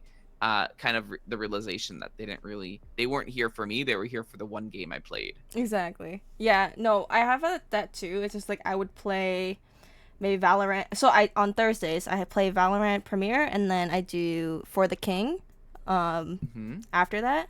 And I can see my viewers drop, but it's not going to stop me from playing the game. So it's Exactly, just and it like shouldn't. that's we're in the middle of a campaign right now. What am I going to do? Fucking leave? Exactly. And it's going to even be worse for your viewership is if you burnt yourself out and then stop streaming for 6 months because you're so fucking sick of playing Valorant every single day because that's all you did for 5 days a week. And I'm like, I feel like it works if you're streaming for like maybe 2 hours a day. Yeah. But if you're doing those long haul fucking streams and you're doing fucking rank nonstop, you're gonna die. Hmm. You might die. Yeah. I, I've seen it, and it's happened to me too. My mental's broken on stream. I've seen friends playing League for 6 hours every single day on stream, and you just see their mental break on stream because it's stressful. And it's genuinely like when you get tired of this game, if you have if all your content is around one game, you almost feel like it's almost like a fallacy because you don't want to like lose people because you're playing something else. Mm-hmm. But at the same time, you're not enjoying it, so people will leave anyway because they're not enjoying you suffering in that one game that you're not enjoying. Suffer. Because like I always tell people, your audience is smart. Your audience is not dumb. They can tell you're not having fun. Well, sometimes. Just Well, kidding. true. Ay ay ay. How are we doing on time? Like you good for another Yeah, I'm half a good. shower? Okay. Yeah. Yeah. Let's crack into some weird questions. Do you Yeah, sounds good. are you into you know what we'll go back to that because I wanted to ask you um Hmm. since you are somebody who does wear makeup and stuff, do you have like a skincare routine? You have any products that you are is like your holy grail? Tell me Hmm. about that. Tell me about that. Yes. So fun fact. When I say I didn't know anything about the video gaming space, I'm like so dead ass. Like I wanted to become a beauty content creator. I was mutuals, and I say this account, this Twitter doesn't exist anymore. So I say this like with the most like this don't mean shit. But I was mutuals with Jackie Aina. I was like, oh, I'm gonna make it. Like that's a celebrity. Like we're mutuals on my beauty account. Like we're gonna make it. I really was so passionate about it for a long time, and then COVID happened, and then I stopped wearing makeup entirely because Oh, I'm me. like I have to wear masks, and then I didn't realize I don't fucking want to anymore. Mm, But so now I just go out and it's okay. Like, but now what I do is I think skincare is more important than makeup to begin with. yeah. These days, I'm very much into that mindset. I go to a dermatologist actually, and that was Ooh. I had, thankfully, very very bad cystic acne Mm. forever, and it's something that I had to cake on makeup to deal with. And now I have pretty much completely clear skin, but it's only because I went to the dermatologist. Like I tried every single type of Korean beauty skincare. I've tried Japanese beauty. I've tried proactive, American stuff that's tailored for dealing with acne. None of it worked. What worked is I went to the dermatologist, paid $100. I didn't have insurance at the time. I was unemployed. Mm. But I just got a pill. I went on two types of pills that were meant to like lower the amount of sebum that my face produced because I'm Asian. I Yeah. have a very oily skin type. Yeah. Um, and the pills literally made me break out for at first, and then stopped all breakouts pretty much for me. So now I don't really have cystic breakouts anymore. Mm.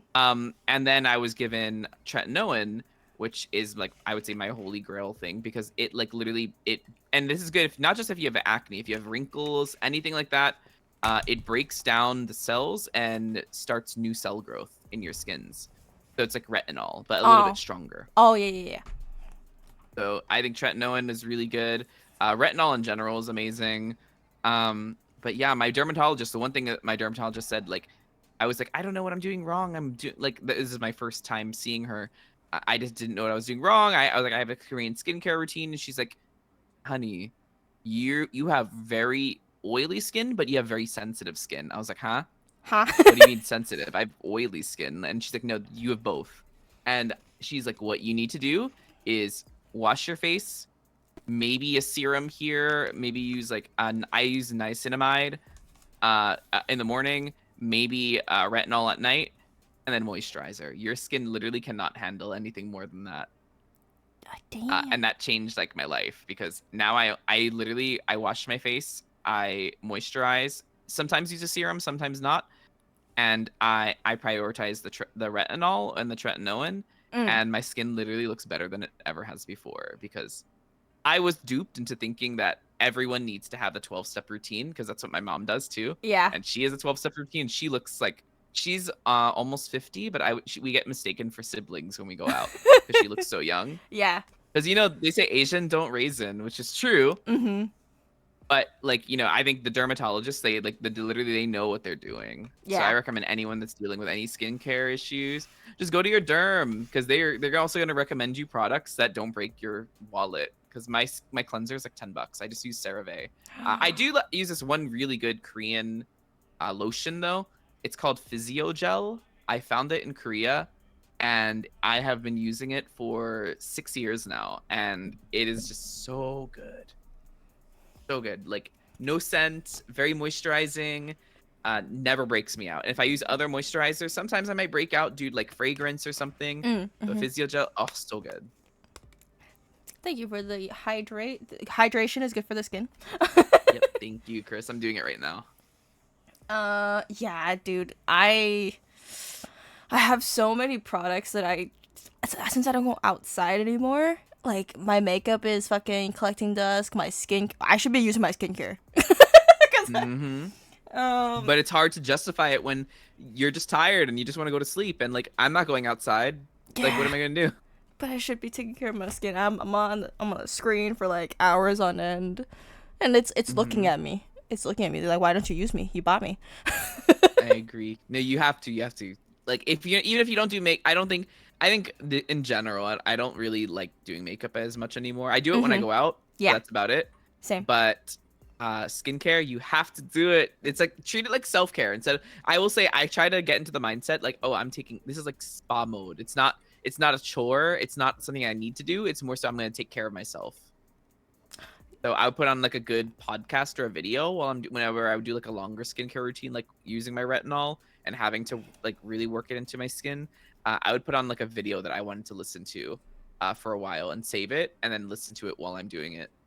Yeah, I just need to like if I do things routinely, then I'll do it. Like I've had patches of where I would do it every night, and then sometimes I think there is like a crack in me not sleeping well, and it affects my Mm-hmm. skin. It affects like the routine. It's like if I'm sleeping at 3 a.m., Same. I'm if you usually you do it before you go to bed, but if you're sleeping at 3 a.m., you probably would forget by then because you're up at 3 a.m. for fuck knows what. Yeah, no, literally, no. That's actually what I go through now. Is like I've been recovering from it, but now that I'm like in a very degen, and it's just the month of April, so I do stream late nights, and because in this month of April, I've been told I have had to lead a meeting every single day at my workplace, just for the month of April, thankfully. Mm, But because I have to lead this meeting every single day, there are some nights where if I streamed for until 5 a.m., I'll just stay up until my meeting. yeah. So April has been super, super degen for me. But literally it's the same thing where like I stayed up all night and then I might because I stayed up for so long, I technically went like 20 plus hours without, washing my face. Mm-hmm. And like in my head, I'm not thinking, because in my head I'm like, oh well, I'm gonna go to bed after this meeting. But when you think about it, like when did I last wash my face? When I woke up. And because I've been up for so long, that's just a long time. Like, so I've been recovering from that. Like every 12 hours, I'm trying to make sure I like moisturize again, because it's just good for the skin if you're in front of the camera or the computer. Yeah. So I wash my face and moisturize. But no, definitely with a fucked up sleep schedule, it fucks up my skincare too. I need to get my skin. It cries at me. It will give me a pimple here and there to remind me to do my skincare. No, me too. Like I don't get big breakouts anymore, but I'll get like one. It's Yeah. just like, hey, Hey, like do figure it your out. wash me. Yeah, literally, it's like when you'd have like a dusty car and people like back in the day, like a kid would write like "wash me" on the dusty car, except That's it's my my face. face. Jeez, Louise.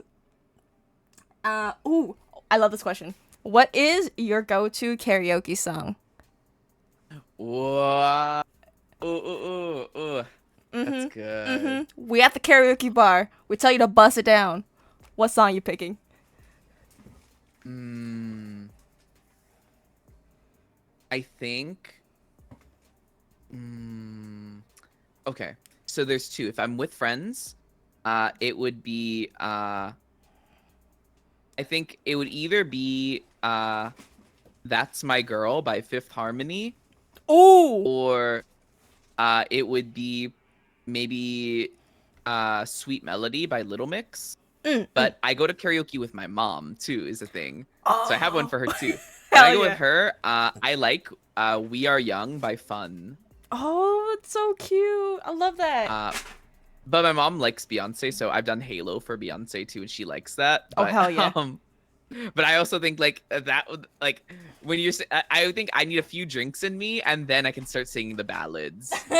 Like I need something a bit more hype when I'm just starting the night, but like when I'm deep in it, and we've had like my mom and I, so my mom was a bartender in Korea, and that's how she met my dad. Oh, Um, but like she can throw down. So me and her, when we go to Norebang, we do like 10 bottles of soju, and then I tap out and she gets four more beers. that's hilarious. And she's like 4'10", like 100 pounds. Like I don't, and she'll be up the next morning cooking breakfast for all of us. It's insane. For But real. I will say, when you get drunk, oh my God, like the ballads, they be hitting different. I don't know what it is. Like I have to sing "The Pain of 1,000 Heartbreaks." And then you hear the recording, you're like, fuck, I was drunk. No, literally, and then you blackmail everyone. You must delete this. That's blackmail against me.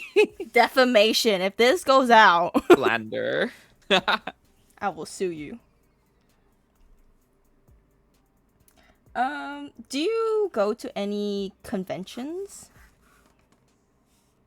I Do you went to want to? TwitchCon. TwitchCon. Yeah, I went to TwitchCon. That was fun, though I will say so much drama happens. I wasn't really involved in it, thankfully, but like TwitchCon really is like, you know how they say when groups of girlfriends go to Miami, there's always a fallout. Yeah. It like TwitchCon is like the Miami for the nerds, because oh my God, so much drama happened, and like people got in their fallouts and everything that happened. Again, thankfully I kind of just minded my own business Mhm. and had fun and got drunk and went out. But yeah, TwitchCon was my first. I was told maybe Aniplex, I think, in NYC is cool, because I'm from New York, Mm. so maybe I might travel for that, because I have a lot of friends that are planning on maybe going. Hell But yeah, yeah.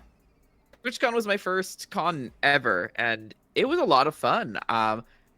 Wasn't that overwhelming, because I'm from New York City, so big spaces like with a lot of people don't really intimidate me. Mhm. It was so much fun. If I could recommend it, though, Vegas sucks. Vegas really sucks. Damn. Yeah, it was so expensive. It was so expensive. It was like we had to pay. I think our group, we had to split Ubers from our. We just got a Airbnb, like a Mm. huge Airbnb house for 5 people, Yeah. and then we would go to the convention. It was like $120 of an Uber, Oh. and Vegas is somehow they made a city that's not walkable nor drivable. Yeah. So you get an Uber, it's so expensive. You can't really walk because there aren't sidewalks and it's too hot. So everyone's hoping that's in San Diego next year because TwitchCon in Vegas is just ugh. Big yikes. Ay, ay, ay. I break down. Oh, do you play any instruments? I feel like I feel like almost, or maybe almost every Asian child can relate, but I was forced to. The piano? Um, yeah, I was a piano kid. No, no. To be honest, every single VTuber that I've asked, they've said piano. Like no matter where you're from, you could be fucking African, fucking Asian, fucking American.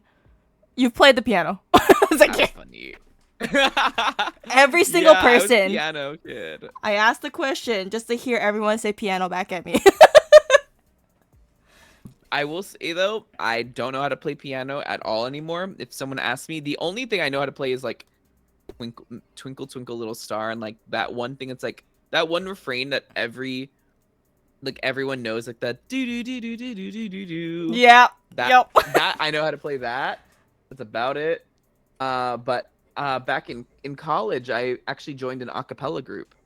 Mm, So but way before I was like streaming or anything like that. So I would say right. like only other instrument, I don't use it anymore. So like definitely my vocals are not anywhere where they used to be because like your voice is like an instrument. Like and it's like a muscle too. If you use it regularly, your voice gets so much better. Mhm. So like 2019 he was eating.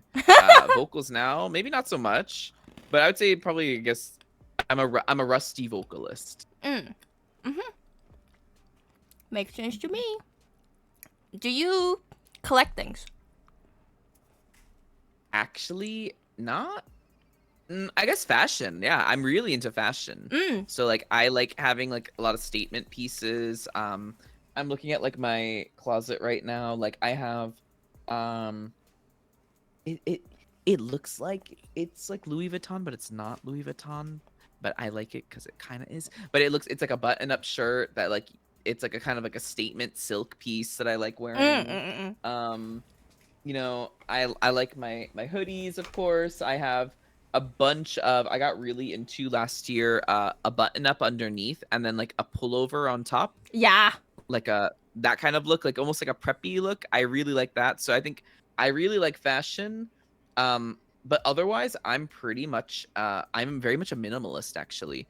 So Mm. my roommate they're a maximalist. So like every wall has like, a poster or really good nice curtains or something. But I'm much like the person that has like I have white sheets, white blanket, white pillowcases.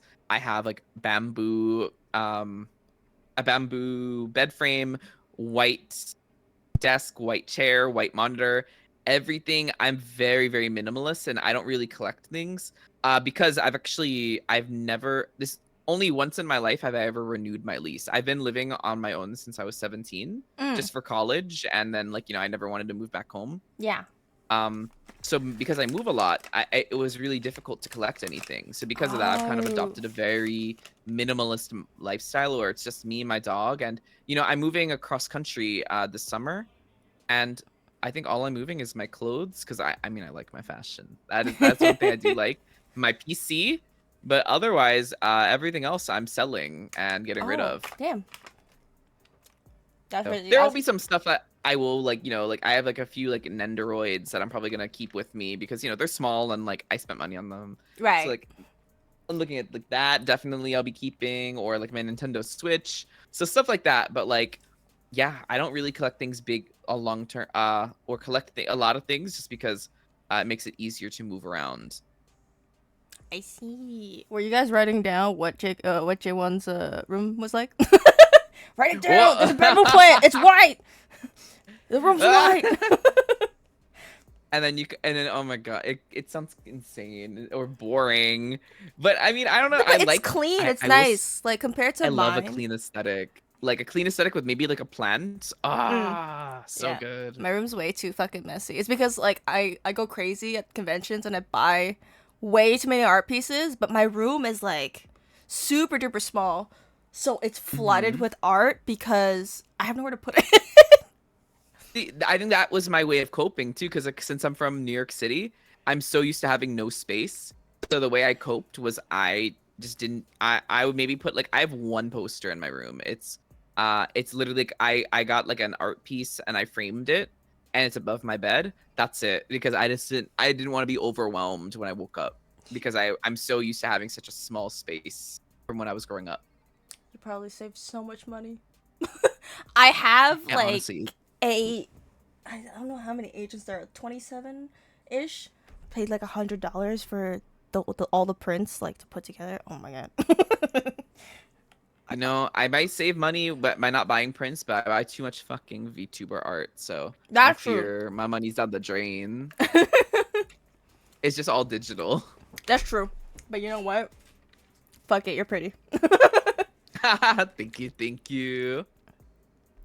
I love that argument. It's just like, fuck it, I'm pretty. I don't care. No, literally, like it's true. Are you into conspiracy theories or true crime at all? I had a true crime phase, I'm not gonna lie. Uh, I I don't know what came over me like end of last year, like November until maybe February. Every single day at work, I listened to true crime. Like every single day, true crime. A new video every day. I started with this one. It was like JCS Criminal Psychology was the channel, Mm, mm. and I watched the shit out of that. I watched every video. Then I was watching true crime, but then I started getting like paranoid, like in like my Oh, real life, and I was like, mm, yeah. "Ooh, this." So then I just stopped. What's really funny is that so I'm not really into anything right now. Mm, Maybe some video game conspiracy theories I like keeping up with, like um ooh, let's talk about the lore of this video game or something like that. I guess yeah. I'm into real life, not really. But what's funny is my mom had the exact same. So she's trying to learn English right now because she only speaks to Korean people, and she feels like her English isn't that good. So she's trying to improve it. Hmm. And she was watching true crime, but then she also was like, she was just telling me the other week, like, oh yeah, I started getting paranoid in like my real life, so I had to Oh, stop watching true crime. So she's now watching Judge Judy to learn English. that's amazing. And I was like, girl, no, like I went through the same thing. Like I watched a lot of true crime and I started getting so anxious that Yeah. something was gonna happen to me. When realistically, probably not. Hmm. But I thought something was like I'm like I knew something was wrong because I once I took the dog out and I didn't lock the door. So what I did was I looked through every single when I came back in and I realized I didn't lock it. I looked through every single room in my house. I looked under the beds. I looked in the closets because I was like, someone could have snuck in here. And if I Yeah. go to sleep or anything, they could be somewhere here. You're dead. You're gone. Yeah, no, literally, literally. So it's like, let me take the extra 5 minutes to look into every single room, and then make sure, and then I can go to because that'll save my life, you know. But Yeah. after that, I was like, okay, like maybe enough true crime for me for now. No, like I do enjoy watching a video here and there. I like Stephanie Sue. She is very good at storytelling. Yes. Our queen. Yeah, no, the ones where she's eating too. I guess so. I, I, I I I could, started watching it because like I would look at the food while I'm eating, so I can imagine that I'm yeah, eating what she's same. eating. But I Yep, also like exactly. delve into like her storytelling, like when she's talking about true crimes or like the books that she reads. It's Yep. she's very engaging, and it's like this is like this like I rather watch your video than read the audiobook for the book that you're talking about because of how like immersive it is. Mm-hmm. And Yep. then at the same time, what was I gonna say about her? What were we talking about? Oh, she's like sometimes when she makes videos, she's like, I'm kind of paranoid too. I'm like, I bet you're talking about some Yeah. cartel and like fucking Yeah. Korea could come back after you. Literally, no, like, oh my god. I was watching, I don't know if she did the video on it or someone else. There's a video of an idol who was, she took a selfie and someone found, it was in Japan and someone found her based off the reflection in her eye. Yeah. And like stuff like that, it gets me like going crazy. But yeah, I will say though, even though it's true crime might not be best for my mental health sometimes. Like I'm also the type that if I'm gonna eat a meal, I need a video essay. I need a YouTube video. I Like if I'm was, gonna eat dinner, lunch, breakfast, I need to be watching something. Well, I guess I'm an iPad kid, but that's what I've been calling like iPad kid too for that shit. no, but it's like it's sitting. I'm just gonna sit there in silence, like I don't and listen to myself chew the food. Like I could, but like No. if I'm by myself and like I'm not eating with anyone, because like at a restaurant it's different. Like I don't Yeah. need to be in front of a screen because I'm talking and stuff. But by myself, oh, it's so awkward. So like The things that we did before phones, man. I know. I forgot what it was like to eat in silence. I would dread it because it'd be so boring. I would sit there fucking moping and eating my fucking rice. My mom's just like, And eat like your I mean, food. if you don't like the food too, it's all you can focus on. So like eating like back then, like eating like broccoli, I hated broccoli. I don't know why. I think it's because all the cartoons made it look so disgusting. Because I like it now, Yeah.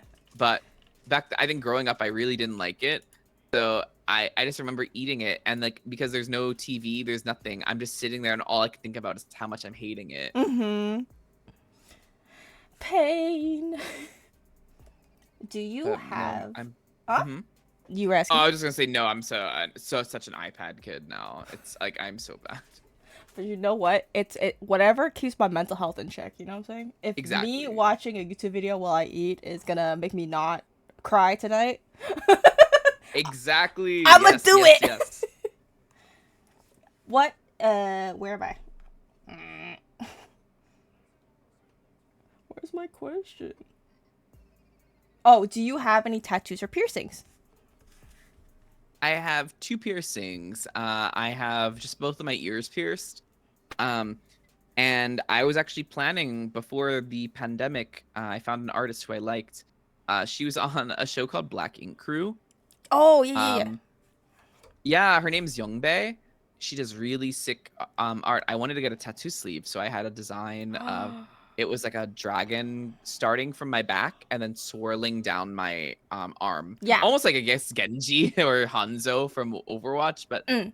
I had this design first. I just, I wanted this forever.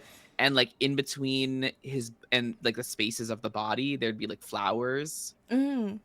kind of thing. So like almost like I don't know. I really liked the idea of getting a sleeve. But then the pandemic happened, and then everyone shut down their practices, and then you know I started saving up money, and then I would spend it, and then the latest time I saved up money, I spent it on a VTuber. So I do want to get a sleeve at some point, but Mm. Your model should have that too. it's yeah, I just gotta like prioritize saving up money for it. And it's also like a time investment too. And then, if you get a sleeve, it's like you're kind of uncomfortable for like a month. Yeah. Yeah. So that's like the one thing. But I'm not I know some people are like, oh, you should start off with something small. I'm just like, I know what I want.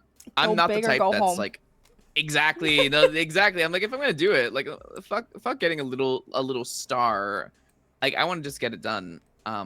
I will say, I don't know what BTS member has it, and it's sick because I used to be a really big BTS fan. Me too. But who's your favorite member? Um. Well, it's for me. I think it was between. It was like it was back and forth between Taeyoung and Jungkook. Mm-hmm. I was gonna say it's one of them that has the tattoo that I want, but I was an RM stan, like through and through RM all day. But Our like cake. one of them has, it's like the or is it maybe it's Jimin, but it's like the Oh, phases of the moon down the spine. I think that was him. I think it was Jimin. I'm. I love that. I kind of want that too, because that tattoo, oh, it's so fucking sick. I think he was the first person in that group to like show off like a tattoo, and then Ooh. I think Taeyong is one of those people who doesn't want any. But I like think so too. but like Jungkook after the first one, he kept getting like 10 different tattoos. Bruh, It was a new one every week. They're like, "Oh my god, spotted bruh. Jungkook with new Someone tattoo." said I think it was Jesse. Jesse's like all of a sudden he started looking like Jay Park. Like, Oh my god. Oh my god. let's But I talk will say about I can't wait.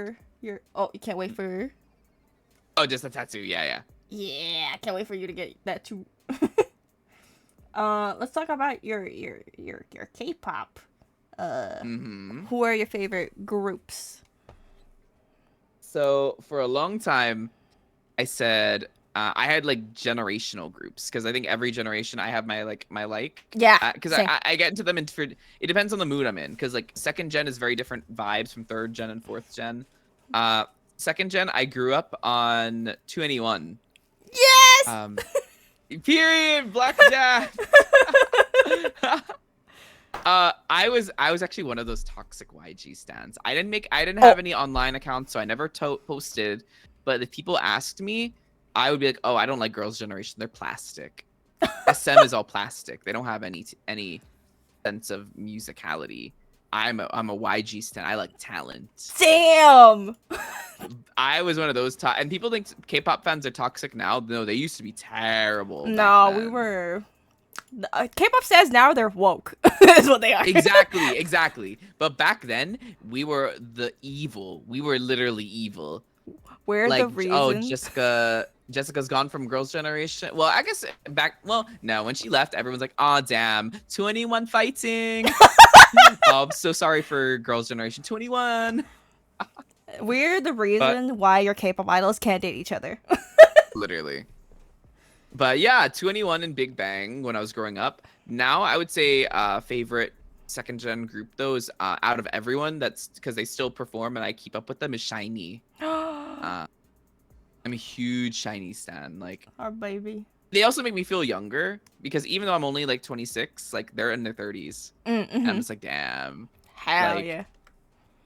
uh third gen, I would say like I was a big G Friend and BTS fan. Oh my god. My heart. Um And then fourth gen, probably I love Ive. Like I love Ive. But yeah, I though, if you ask me who my top three were, I'd say 21 is three. No, probably two. Three Brave Girls. And I've been a Brave Oh. Girls fan since 2017, before they made it and before they went viral. I was there from the start. You know And what? I knew their song was so good before, like years before it went viral. And I was like, why is no one listening to this? And then 3 years later, it went so viral and they hit number one. No, tell me why. Like, fucking "Rolling" is a timeless song. Like, I was wondering why. It's so good. I was wondering why. I'm like, cause like I like the K-pop random dance like compilations kind of stuff. Yep. Mm-hmm. Always "Rolling" is in there, and I was just like, it's 2024 and we're still dancing to "Rolling." Mm-hmm. It's so good. And then I And like I was like before Rollin' was High Heels and before High Heels was Deepened and all of those yeah songs are good. yeah. But I'm just But like I like their city pop music too. when they came back, I was like, oh, they're a new group. I'm like, oh, they're Yeah. coming back. They came back. That's why. That's why the song Yeah. is still relevant. I'm like, it's still fire. I'm like, we should be fucking praise Brave Girls. I love them. I love them so much. And like it's like kind of like the whole it's very inspiring to, they kept performing despite not making any money hmm and eventually they just hit it big. Like it was just luck. And because they were like, they're putting in the hard work and they had a dedicated audience that ended up fighting for them kind of thing so that it inspires me as a content creator too. Like, they didn't make it for like what 6 7 years. hmm They're on the verge of quitting and then they hit it big time and now they're set for life.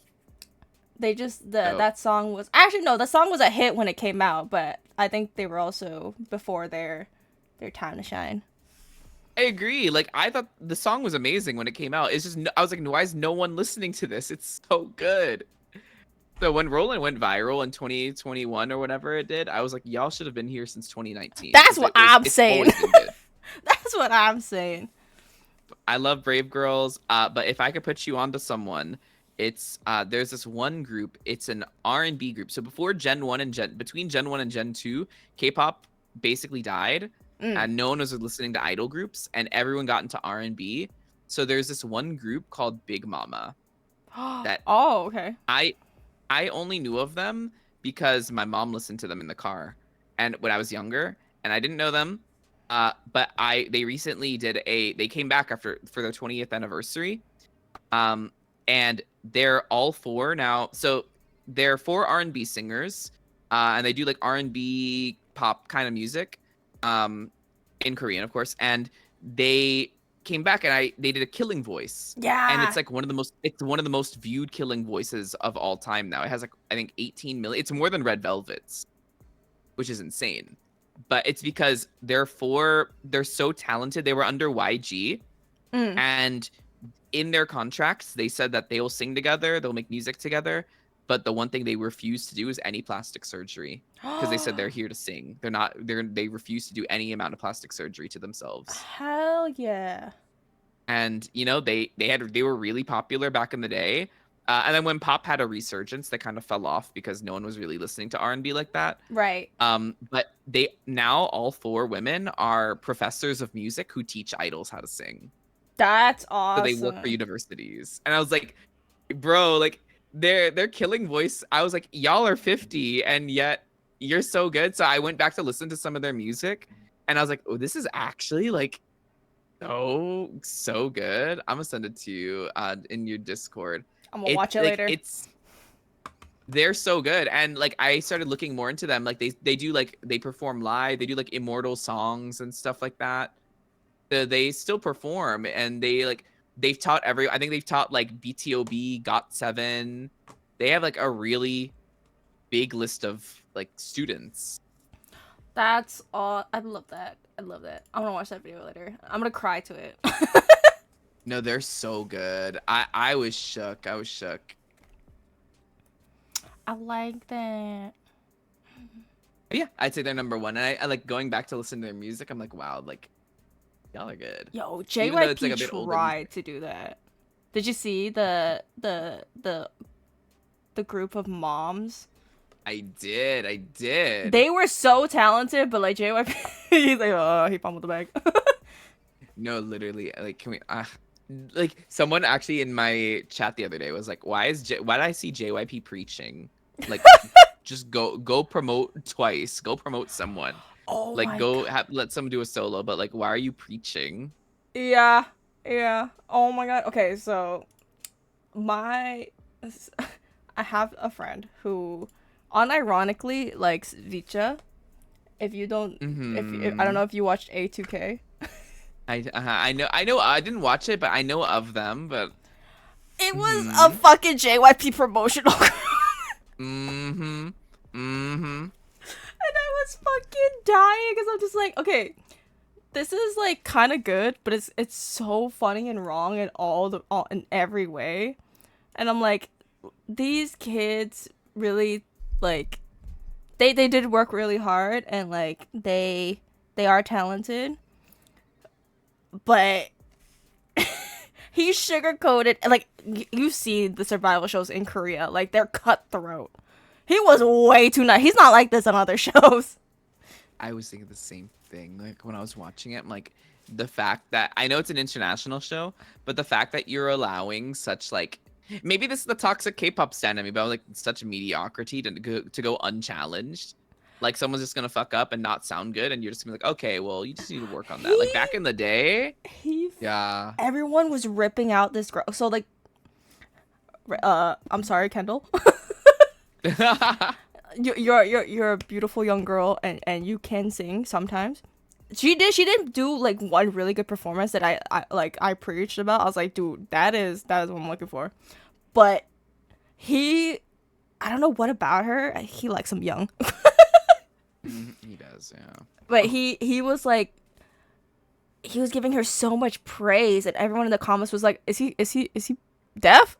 Like one of the best music producers in the industry Literally. doesn't hear her fucking like cracking her voice. And you know what? It's because they're not. And you know what I've realized though is that they're listening these days for something that's completely different. Because it's the way that La Seraphim and Illit are now like they can't sing. And I say this with a lot of love in my heart. I love La Seraphim. I've been fans of La Seraphim since they were in IZ*ONE. But like the fact Yeah. that they haven't kept up with their vocal training, that they can't like Coachella was rough, man. Like, did they Yeah. eat in a Eh, way, in a but way. was it rough? Yes, very, very rough. My favorite part. Coachella, are you ready to shake some fucking ass? And then just Sakura yodeling on stage, I feel like so bad because she did come out and say like she sees the comments and she's like hurt by it, but it shouldn't that motivate you to like work on your vocals? Because you that's what literally I think too. you debuted with Eyes One, and you're Yeah, in like you're in an official K-pop group now that's like selling lots. You're very that's successful right now. Like, why can't you sing? like that's my thing is like I think I do feel bad about the comments, but I'm also like you earn a lifestyle, like a very you earn a lot of money doing what people wish they could do. But and it's not I don't think that people just can't sing. I think that singing is a instrument, is a Mhm. muscle, like I said earlier. So it's not the fact that Chewon, we know Chewon can sing. We saw her in One. We Yeah. know Chewon can sing. But because she hasn't kept up with the vocal training because they're having her focus on other things, she Yeah. just doesn't sound as great as she used to. So that's to be expected. I mean, I don't sound as great as I used to when I sang like in like for events and stuff. Like, Yeah. of course I don't sound the best anymore. So I think K-pop producers, I think, are listening for things that are different these days. I don't Illit think they're is like listening. number 1 right now, I and think I they're listened to looking. their encore performance, and mm, I don't think they're listening. I think they're looking. I was so mad that agreed. fucking Wonhee won.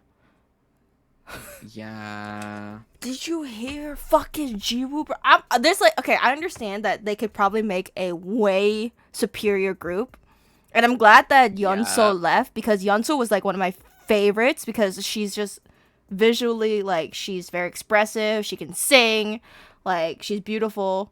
So if she was to join the group with Chanel and Jiwoo and yeah, them, I'm like they can probably build a way more superior group. But yeah, it's like they're the ones that actually deserve to debut because they could sing. They can fucking yeah. sing. Were you there for like all the mess of Universe Ticket? Okay, Like that, bruh, Why did Vanessa get through? bruh. So Like, many times. what? I don't get it. I don't, and that's why I'm saying they're looking for something different. They're not looking for talent because we know they have to be looking for something different. Okay, Because what the fuck? so I don't remember if Eunice is the first group to have a Filipino line. So I don't know if they were Hmm. looking for diversity nowadays because like the people who are doing it right now with diversity is Black Swan. I was about to say, I love Fato. Her damn EP is so, her solo music is so good. And like right now, like no, like okay. So I feel like right now with like the fourth gen, they are giving up. They're talented in only one aspect. They drop Agreed. something else to gain that. Like Espa, they can sing, but their stage presence is non-existent. Yup. Yup. I'm like, okay, you ate that note, but am I really am I really engaged? Did you really eat? I'm gonna say something controversial. I think that Blackpink has the most luxury, like lifestyle presence that out of any K-pop group. I think if you want someone to model for Chanel, get Rose. If you want Oh, someone to do Louis Vuitton, Jenny. mm-hmm. Easy. However, stage presence, mm, Only Lisa eats. I fear it's a La Lisa moment because Jenny with her IV bag and on stage is not eating for me. Like, Like at that point, we just gotta hang it up. We gotta go to the back. We gotta like cut the cameras. Uh, Same thing with like I don't know with Jisoo. Like, was Flower that good? No, no. Let's be honest. No. I But bet did you people she's a eat it good up? Yeah. actress though, because I think she Oh, should. I think she's gonna eat as an actress because her visuals and like she has like they all have very like expensive energy. I don't know Mm-hmm. how to say it, like what how to exactly say it, but they all have very expensive energy. So definitely, I think she's gonna eat as an actress. But I don't think they're the people like hype them up as like the best performers in K-pop. I'm like, no, I'm not like, at it's all. because you're watching Lisa. I get it. I get it. Exactly, exactly. No, you know what I'm mad about? I'm mad that Baby Monster, like Teddy, is not producing with these songs. Like they're catchy, like Blackpink songs are, but they're like rip-offs. I hate sheesh. I and what's crazy is that like I think there's moments of greatness, Mm-hmm. but then you just hear you hear Sheesh. the chorus. Ah, it's so bad. I'm like, Teddy, who? hang it up. Retire. You're done. You're done. You're done for. No, literally. And you know what's sick? The only reason I even liked Batter Up wasn't even because of the song, but because Koreans were laughing about it because they said it sounded like trot music. And I was like, okay, if you say it like that, okay, I kind of like it now because I like trot music, low key. He literally But like like, what as is a it? pop song, Money. He literally like ripped the soundbite from Lisa's song. Literally the most literally, successful fucking girly. Yeah, let's just rip off her hmm song. Dumb, dude. I don't know. With K-pop, I don't keep up these days I listen to the new songs, but there's no group that I'm just like, oh yeah, I'm gonna follow everything that they do, and Yeah. I'm so obsessed because I don't think that other than like if 2NE1 did a comeback and tour, oh, I'm going. Like when Star 19 came back to do that one Ooh, song, oh, I was yes. here for it. I was here for it. Oh my god, I miss. But like these newer groups, I don't really keep up with them as much because Hmm. even though there's a lot more content, it feels like a lot more filler. Yeah, like I will listen to most of these group songs because like Same. they're good. I think right Yeah. now like they're 50-50 with the community like Kiss of Life. Yeah. I like their music. I like Kiss of Life. Yeah. Some of it hits, some of it doesn't, but it's just like right now the four rejects of the big four are killing it. Yeah. No, it feels fresh to what they're doing. That's why I liked it. Yeah, it's not. Feels Yeah, you very know like what? Midas Touch was so fresh. Okay, so a lot of people don't. Okay, I'm gonna do my first point is like after New Jeans came out, everyone's trying to do Y2K. Yup. Yup. So like them, I feel like when I'm watching, like even especially with Midas Touch, it gives me fucking 2016 fucking K-pop, and I'm like, I'm here for this. This is what the fuck Hmm. I've been waiting for. And I'm even gonna add to that and say it gives me 2016 K-pop because 2016 K-pop was giving me like Britney Spears at her peak Yeah. type stuff, So like like classic pop music. my partner doesn't really like that Britney Spears esque song. So when I showed it to him, he was just like, I don't like this, and I'm like, what? Hmm. But I'm like, Yep. it makes sense because but it's giving off the right vibes because if you don't like it because it's Britney, then they're doing it right because it's supposed Yep. to give off Britney. Exactly. I'm like, Exactly. you don't need to like it, but this is what I'm here for. And you know what? I even said the reason why, like, if you were to put Magnetic versus Midas Touch for me, I think that, I think Midas Touch sounds very Kiss of Life with the vocals, the rap. It feels very unique. And I don't Mm-hmm. even know the girls like that. I don't keep up with them. I know Yeah. Natty, and that's about it. I Yeah. don't really know the other members because I watched 16 back in the day. Mm-hmm. But I like if you told me that Magnetic was really that could have been released by Le Seraphim, Ive, or Dude, Illit, it would and be it would have sounded the same. it would have been a banger New Jeans song. Yeah, it could have been a New Jeans song too. Oh my, I didn't even mention like the Queens of Y2K sounding. It could have been a New Jeans song, Like and I literally. wouldn't have been able to tell the difference between all of them because the way that it's just it's cute, but it's very like someone called it like TikTok music, which I'm like low key, yeah, but it's like Hmm. it's not. There's nothing like unique about it. You know what I mean? It's just very cute. I like messed up because I listened to their other song Lucky Girl before Magnetic. Magnetic is a good song because I'm saying it will slap as a New Jeans song.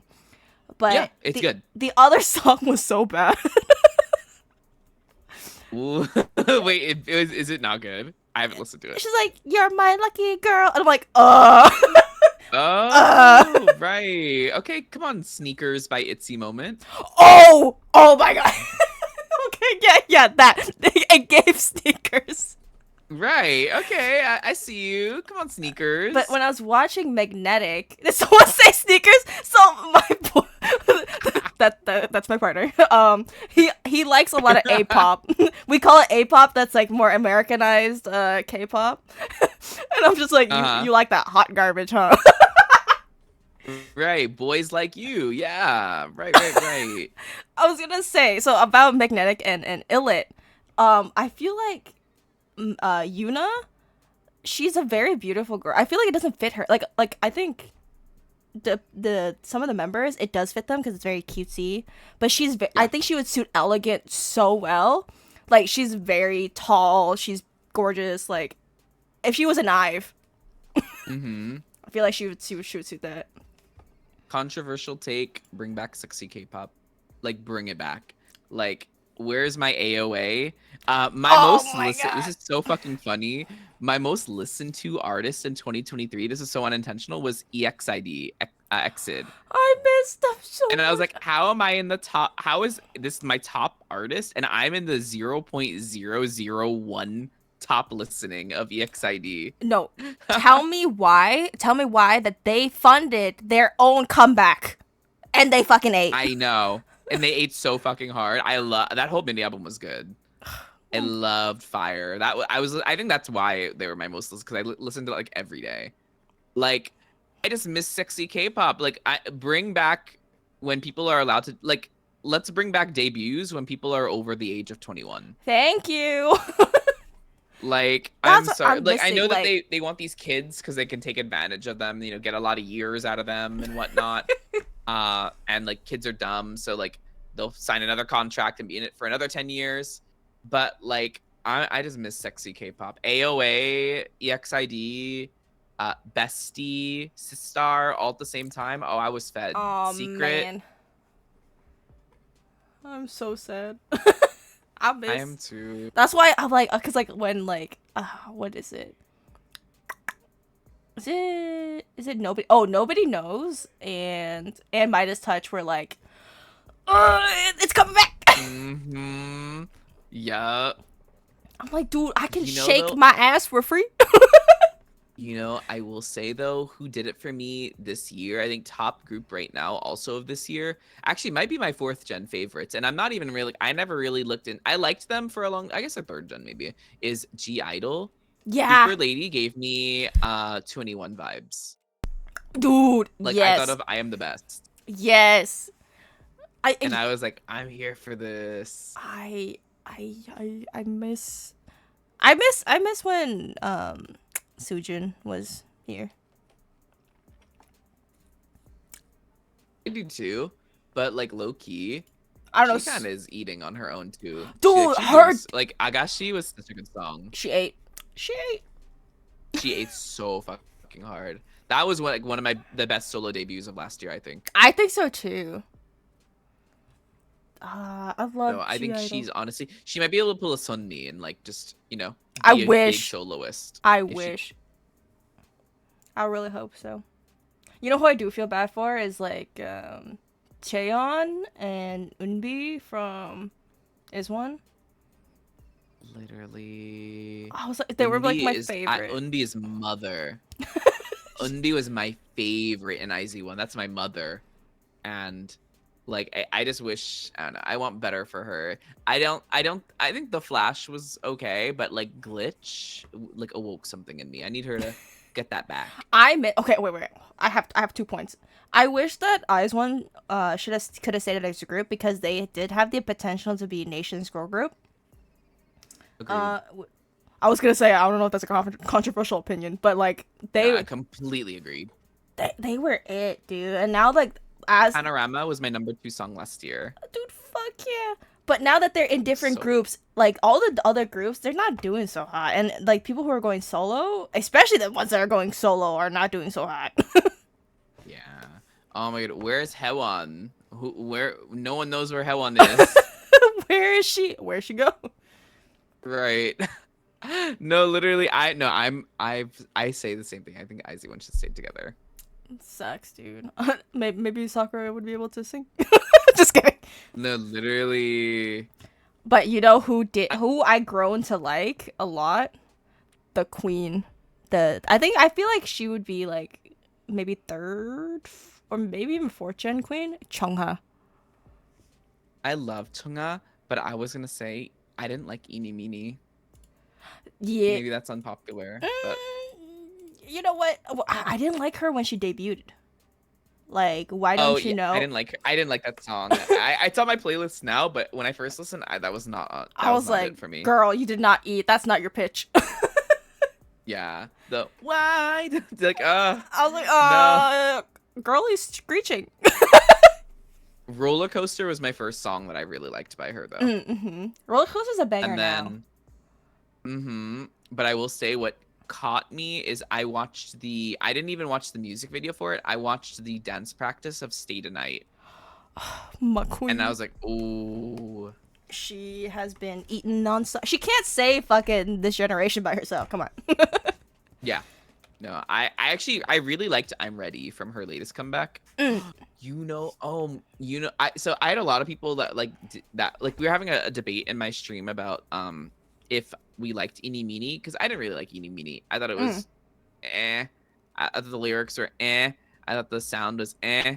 It just didn't feel like what I was waiting for after 2 years of no Chunga. Right, right. But Rooftop by Yua, oh my god. It was so good. Did you watch it? I have not. So I've been an Oh My Girl fan since Closer came out. I watched them on Mm. Queendom. Oh, they And I ate. liked them. They ate so hard on Queendom. They ate so hard on Queendom. But Yua's solo music has not been it for me. Mm. But then Rooftop, she took 2 years to make this song. And when I tell you, it was very much giving like kind of like classic, like almost like classic, like I want to say like R&B kind of vibes ish. But oh my, I think this is actually my favorite solo debut since Sujin or solo comeback since Oh. Sujin. Mm. It was so good, and the whole mini album's good. But like, I was like, all right, it sounds like while Chunga was trying to get out of her label, we made this joke during stream that Chunga was trying to get out of her old contract. So to make money, she sold all of her mothering to Yua. So she has to earn it back now. Chunga has to somehow earn it back because Eeny Meeny wasn't it, but Rooftop, ooh, it was so it. I love her. I do too. I do too. I will say, I think another controversial take. I think boy groups are kind of boring, and I think that people listen to the boy groups, partially not all boy groups, but people listen to a lot of boy groups that are mediocre because they like looking at them. But it's the girls in K-pop who have to actually like innovate. No, like right now, right now the boys aren't doing it for me. I can think of very few boy groups that they release something. I'm like, oh, wow, that was amazing. I think the girls Wow, are that was unique. the girls are killing it right now. Literally, so good.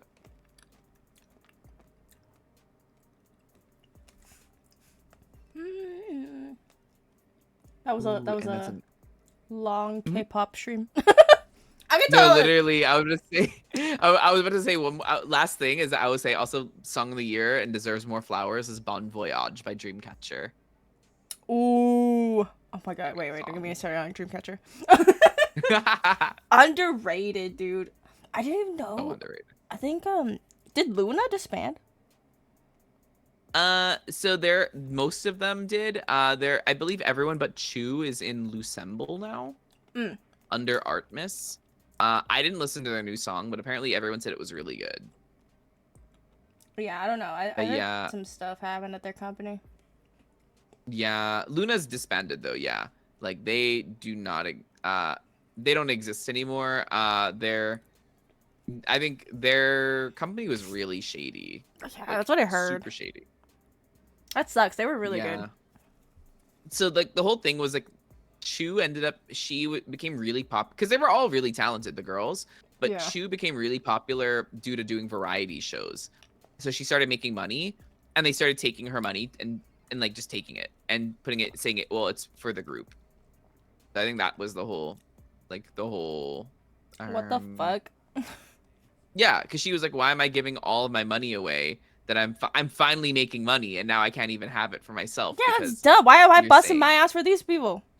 But the K-pop contracts, like they're always like, oh, if you make money even as a solo, you need to share it with and pay your debts off to the company.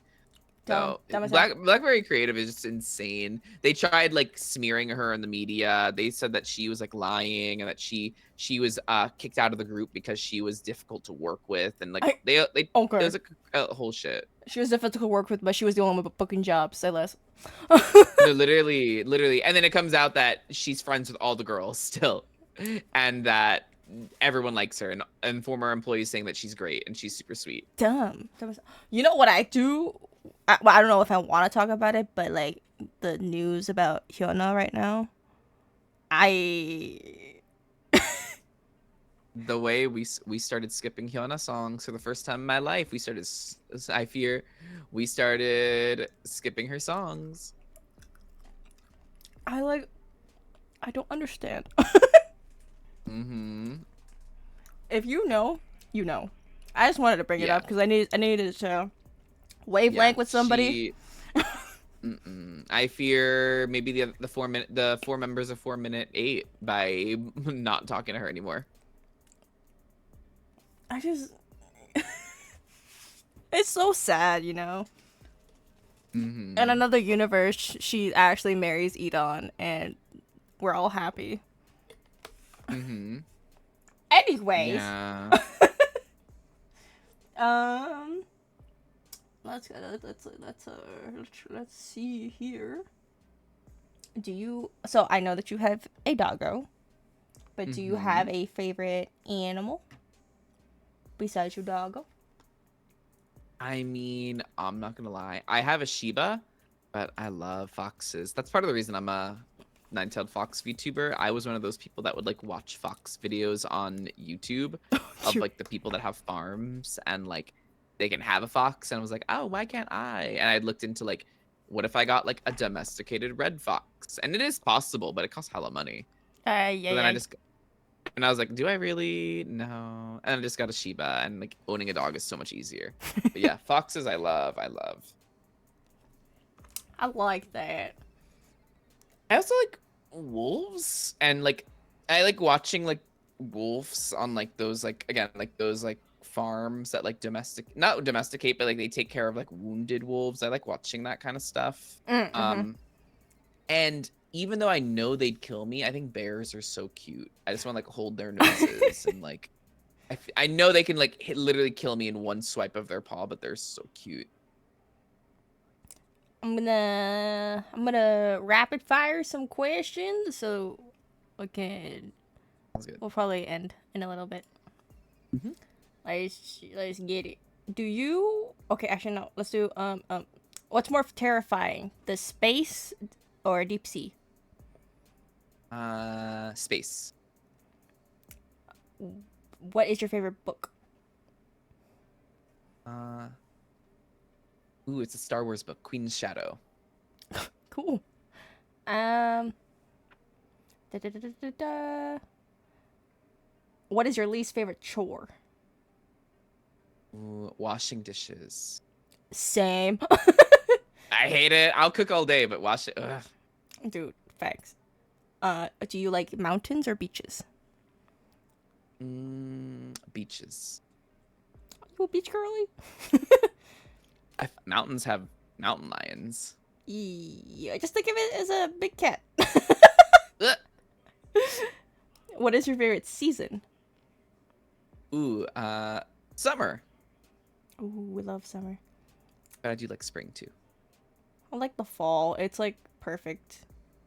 Not too cold, not too hot. It What? depresses me when the days get shorter. Oh, that's true. What superpower would you want to have? Mm, telepathy. Interesting. A lot of people say teleportation. I would get see. I thought about that, but like, what if I accidentally teleported into a wall and die? I am that dumbass. I would do that. I would be that dumbass. Like, I lose an arm because I teleported. I didn't do the math right, and now my arm is in a wall. Math was not mathing. Ah, fuck my arm. Free accommodations, in parentheses, hotels, or free tickets for life. Plane Free tickets. accommodations. Mm-hmm. Because then you can just eat at the combini and then. Yeah, and then literally, if you know, you could do is you just bus it. Like you don't take a flight. Just like go from hotel to hotel. True. I will take my free. You might be able to answer this question. Do you use an iron or a steamer? I use an honestly, I use an iron. It's easier, but I prefer a steamer. Mm. I feel like a lot of But I people use would, but I don't know anybody who isn't like into fashion using an iron or steamer. So like I usually don't get to ask that question, but it's in there. no, like a steamer is genuinely easier. It's just I don't own a steamer, and maybe I should look into buying one. But like I've always owned an iron, You're but welcome. steamer is so much easier. I'm manifesting a steamer in your life. I'll look at prices right now. um I put this question, but like, do you know any like VTuber trends? Because I put like the best and the worst trend, and I'm like, the only ones that I really can think about is like I like on Twitter when they post like your IRL versus your VTuber, or like I don't know, something stupid. Mm-hmm.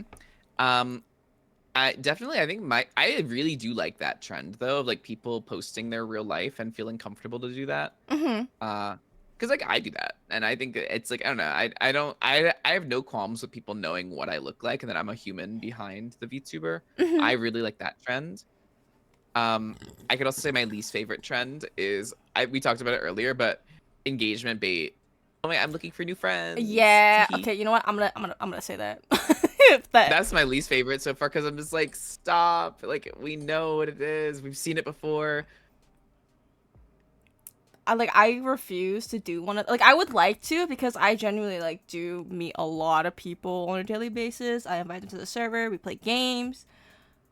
But it's just like I don't want to bait someone into like and then me end up like not following through or like I don't want to hang out with them.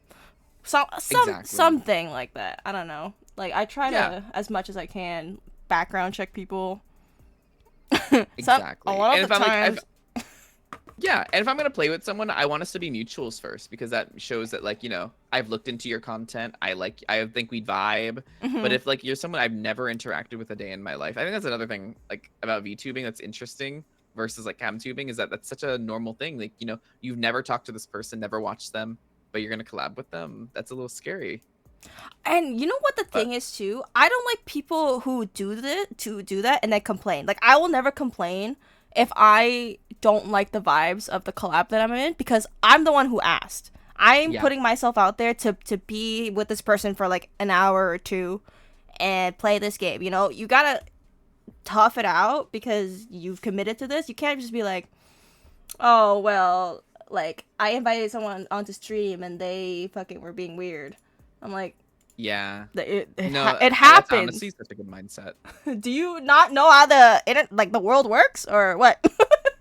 Yeah. It's like even if you do open lobbies, like you're putting yourself into that kind of risk. So, that's why I also never do voice chat, like unless I Yeah. know that person or like it's a definite collab that we planned for and Hmm. I prepared myself for it. I don't like doing voice chat because I just don't want to be responsible for what someone else is saying on my stream. No, I always like tell people I'm just like, you're not gonna like everybody, and it's the same thing back. They're not everyone's gonna like you. It's Yeah. fine. Yeah. Just Like, do you. yeah. Yeah. Like, I've sometimes there have been people that, I raid and we just don't connect, we don't become mutuals after it. Stuff like that. Or like, we collab and we never collab again. And we don't really talk because the vibe wasn't there. But that's normal. Like that's Hmm. just life. Cause like like me doing this show, it's like okay, maybe I'll ask somebody that I've collabed with before, but we're playing games, so you don't really get to know a person. Like Yeah, this is a if I know that I had a good session, that's how I know that that person is a good person to talk to, or like we're gonna be friends after. If I exactly. don't feel it by the end of like a one-on-one session, like we're straight up talking for 2 3 hours. Like if I don't, I think you get to know somebody in like the first 5 minutes. I think that's what the sciencey thing is. Hmm. or within the first 3 hours. I don't fucking know. I'm I think not it's 5. smart. I'm pretty sure it's 5 minutes because I think I've talked about that at my workplace. I think it's 5 minutes. Yeah. So like, by the end, like you'll know if you don't like someone by the end of like a 3 hour engagement. Yeah, exactly. And I think sometimes also people take the space, like the VTubing space. Like, yes, it is about making friends and everything, but sometimes people take it so seriously. Like, this is Mhm. like none of us are making a living wage from this. So like, you know, it's just all about like having. I think people need to remember like just to have fun and like not take it Yeah. too serious because again, unless you're making living wage off of this and this is your life, like your life income, it's not that serious. For real, for real. I also want to put it out there. Just because you spend money on somebody or you gift something or I don't know, they follow you back, they don't owe you shit. Oh my god, say it again. Yes. I that's like another word of mine. Like if anybody ever like love bombs me or showers me with like I'm like I am the most blunt person or like I'm not blunt. I will ignore you. If I Yeah. don't like you, I will not talk to you. Yeah. Yeah. I'm No, sorry about literally it. people gifting subs and then like oh that's another pet peeve. Viewer pet peeve actually. When people gift subs and then they're like, "Oh, you're not paying attention like pay attention to chat." Basically is what they say. Like, "Oh, are you reading chat?" Yeah. I feel ignored. So, Especially if it's a collab. Oh my gosh. oh my god. Okay. No, there's a difference between like if I know you and you're joking about being Donald, or but if I don't know you, the fuck? Mm-hmm. Because my friend has done it Mm-hmm. before. Where like, oh, I got Donald, so I'm coming here. I'm like, you're Yep. dumb. You're dumb for that. Yep. But like for people who have like I've never met before, and they're like, oh, you're just gonna Donald wall me? I'm like, huh? Huh? It's like that. Oh my god. Yeah, I was listening to a video essay today, and someone was talking about it's kind of like when people you're not close with them, but they think they're closer with you than they can be, so they start like picking at you. Yeah. It's like, no, we're not that close yet. You can't make that joke yet, not yet. Yeah. I just don't understand how like okay. I somewhat understand. I was gonna say I don't understand why people can't just be fucking normal, but I understand that it's like an open space. There's a lot of fucking people on the internet. Yeah. Like, but I just don't understand how other people don't understand that other people are like this. Mm-hmm. Yeah. And I think it's something that I definitely, as I've gotten older, it's been easier to navigate because I also worked like corporate and retail. I've worked and food service, so Yep. like us all that kind of experience, it kind of helped me like get I don't know navigate this online space. But like if especially if someone's younger, oh my gosh, that's what I always another advice I always tell people: don't become a content creator like until I would say either you're a fully an adult and B, you have a set schedule kind of in your life. Because at Mm, least if you're streaming as a college student, which a lot of my friends do, so like right. no hate at all, because I have a lot of friends who do this, but it's like it's hard. It's really fucking hard to balance Yeah. possibly a part-time job, streaming, and college grades and social obligations. Like Mhm. it's just so much easier when you have a normal 9 to 5 or you're not working just to like have a schedule for yourself and mental health. But That's also, I true. just think people need to experience life before they can become a content I creator, you think know? so too, because it's like, it is a public forum, but it's like all industries are like this. There's gonna be people who are trying to take advantage of you. There's gonna be Yep. people who are just here for whatever. I don't know. Like there's people Yeah. here just for fun, who just like are passionate about it. Like you're gonna meet a bunch of fucking people from different walks of life. It's literally it's so vast. Yeah. And it's very transient too. Like people like if you work in a like I feel like if you've worked you kind of realize how, you might have a regular 1 week, but then like if you fuck up their food 1 week, they might not come back ever again. Yeah. It's a very transient kind of thing, and it's the same thing with streaming is that you might talk to someone and all of a sudden something might change, they might not reply once and you might not never talk to them again. That happens kind of thing. Like I don't know, it just like I think if you have more life experience it becomes easier to navigate those things and not take anything like that personal. Mhm. Or What? like as you were saying, not getting along with someone. Yeah, it's just because I feel like if you're like, let's say you're 16 and you're streaming, you're still like at your the like the peak of growing, like learning what it is to Yeah. be in high school. Fucking cliques, fucking Yeah. bullying, fucking all of that shit. I'm like, you want to do a double time? Yeah. I tell my community, I was like, thank God I started streaming once I had a frontal lobe because I was a very different person when I was 20. Yeah. Like I was like the epitome of like a mean little twink when I was 20. I was a little bastard and like none of you guys would want to ever talk to him. Like Damn. I was one of those bitches that like I don't know, like I had like my little Louis Vuitton wallet and I thought I was the shit and just I was still in college so I didn't have bills yet so I really thought I was the shit so I was like thank God none of you guys knew me back then because it's embarrassing a but because b but like b like I was just so mean so like I didn't have a frontal lobe I didn't have sense I didn't have like Mhm. experience in the world yet and the world really like humbled me and told me the fuck down. Yeah, for real. I was very. I wouldn't say I'm still a little socially awkward, but like when I was like in high school, I was very boy crazy. I wanted a boyfriend so bad. And then I worked my Hmm. first I was like very like timid. Like I'm one of those kids who didn't want to like order their own food. And their mom Hmm. would tell them to like just say it. I'm like, oh, strangers. But like working my first job, it like really boosted not my like it gave me like it made me feel like a sense of duty, like if I just stand here and don't say anything, like what the fuck am I here for, you know? Like it gave me a Exactly. voice, so like I started like communicating, I started like being able to talk to people, because I was like, because like obviously with coworkers it was easy, but like talking to like customers, they're never gonna see, like me being okay with never seeing them again but having a conversation to help them, like I don't know why that's so hard for a lot of us Hmm. youngins, like when we're young, but like it really like I'm me. It's just what I do now. I reach into people's DMs, you know, be like, hey, Hmm. let's let's hang out, you know, let's talk on my show. I don't know. No, literally. Like, I don't know. I completely agree. I think that having, that experience really does set you so much further in this space. Because, I mean, the streaming space, again, we keep, it is a hobby space, but it's also I guess maybe that's why it's a really tiring space to be in sometimes because it's both Hmm. a hobby and a business. Yep. And people treat it like both. Yeah, dude, 100%. Let's close out with some life advice that you would tell the audience, and then let me know if you have anybody to rate out to. Sounds good.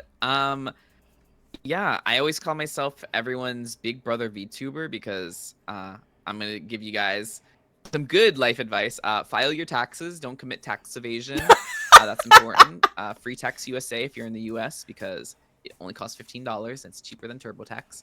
And in general, um, really, I think it's just really important in life, in content creation, to focus on aspects that you can really impact.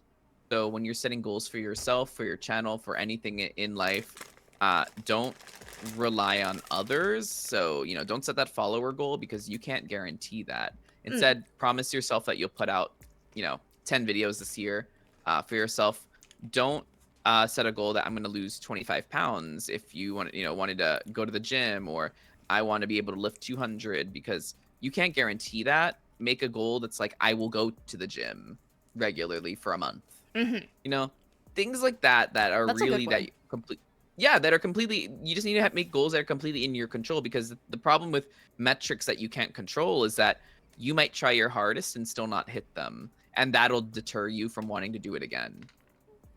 You know So what? if it's something that's good for you. I'm gonna add that subconsciously because I've been more proud that I've been streaming more often than the amount of like followers I've been getting in. Like I do like post milestones from time to time, but like I post my VODs on YouTube, and I'm like I've I've consistently been streaming for 3 months and I have 129 videos, which means I've streamed 129 times. Mm-hmm. And I'm like, this is way better than getting like 1,000 followers. Yeah. And I think it's so, I definitely 100% think that uh it's all about consistency. Had a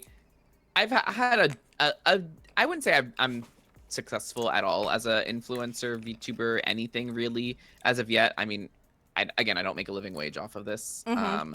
But just uploading, just even like just being consistent. I remember I was looking at my it shocked me the other day. I was just uploading shorts here and there on my YouTube channel, and I was getting 70 views, 10 views, 5 views.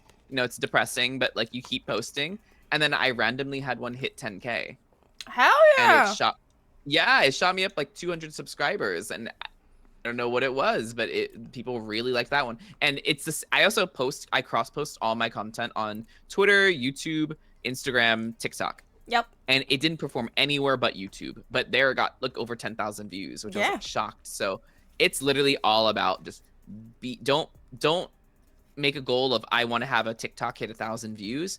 Make a goal of I'm going to put out 10 TikToks, and then I'm Yeah. going to cross post them on other apps, Hell because yeah. that's stuff you can control, and success will always come if you're consistent. I love that. Thank you. Thank you for being here, J1. I love your company. I had fun when we played Overwatch, and I think this session was very good. I had so much fun. Thank you for hosting this, Chibi. Of This is my very course. first interview, but I had a lot of fun. Fuck yeah. I wish that I could have put a little bit more work into it, but I'm still pleased with the outcome. Maybe we'll do a run it back Yeah, sometime in the I couldn't future. even tell. I thought it was just so great. So Hell yes. Do you have anybody you would like to rate out to? I do. I have a friend that it's so funny. I knew this person years ago when we were on Stan Tumblr and Stan Twitter together, because that's like what I was on. And it's not even really Stan Twitter. It's more so we were just like we played the same video games, and we like the same anime, Mm, so we just happened to be in the same circles. It wasn't really like Stan Twitter. right. But I just knew this person because we both liked Overwatch back in the day, and Fire Emblem, and a few other series. We didn't talk for like 5 years, lost contact, whatever. Recently just followed me, and they're a VTuber now. Here's their Dude. and I was like, oh my god, like what are the fucking chances? His name is Han, Han.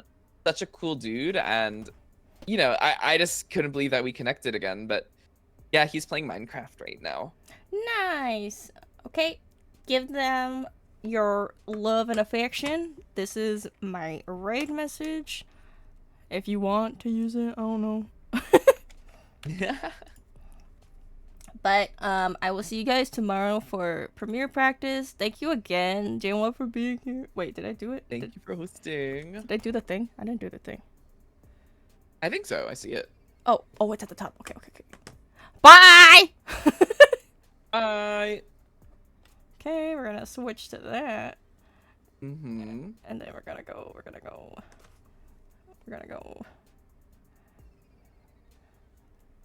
Oh, thank you for the raid. Wow, I feel so bad because I'm I'm just gonna go look for a dog. Oh. Hi, I'm Han. I'm a little dragon guy. Aw, thank you for the follow as well.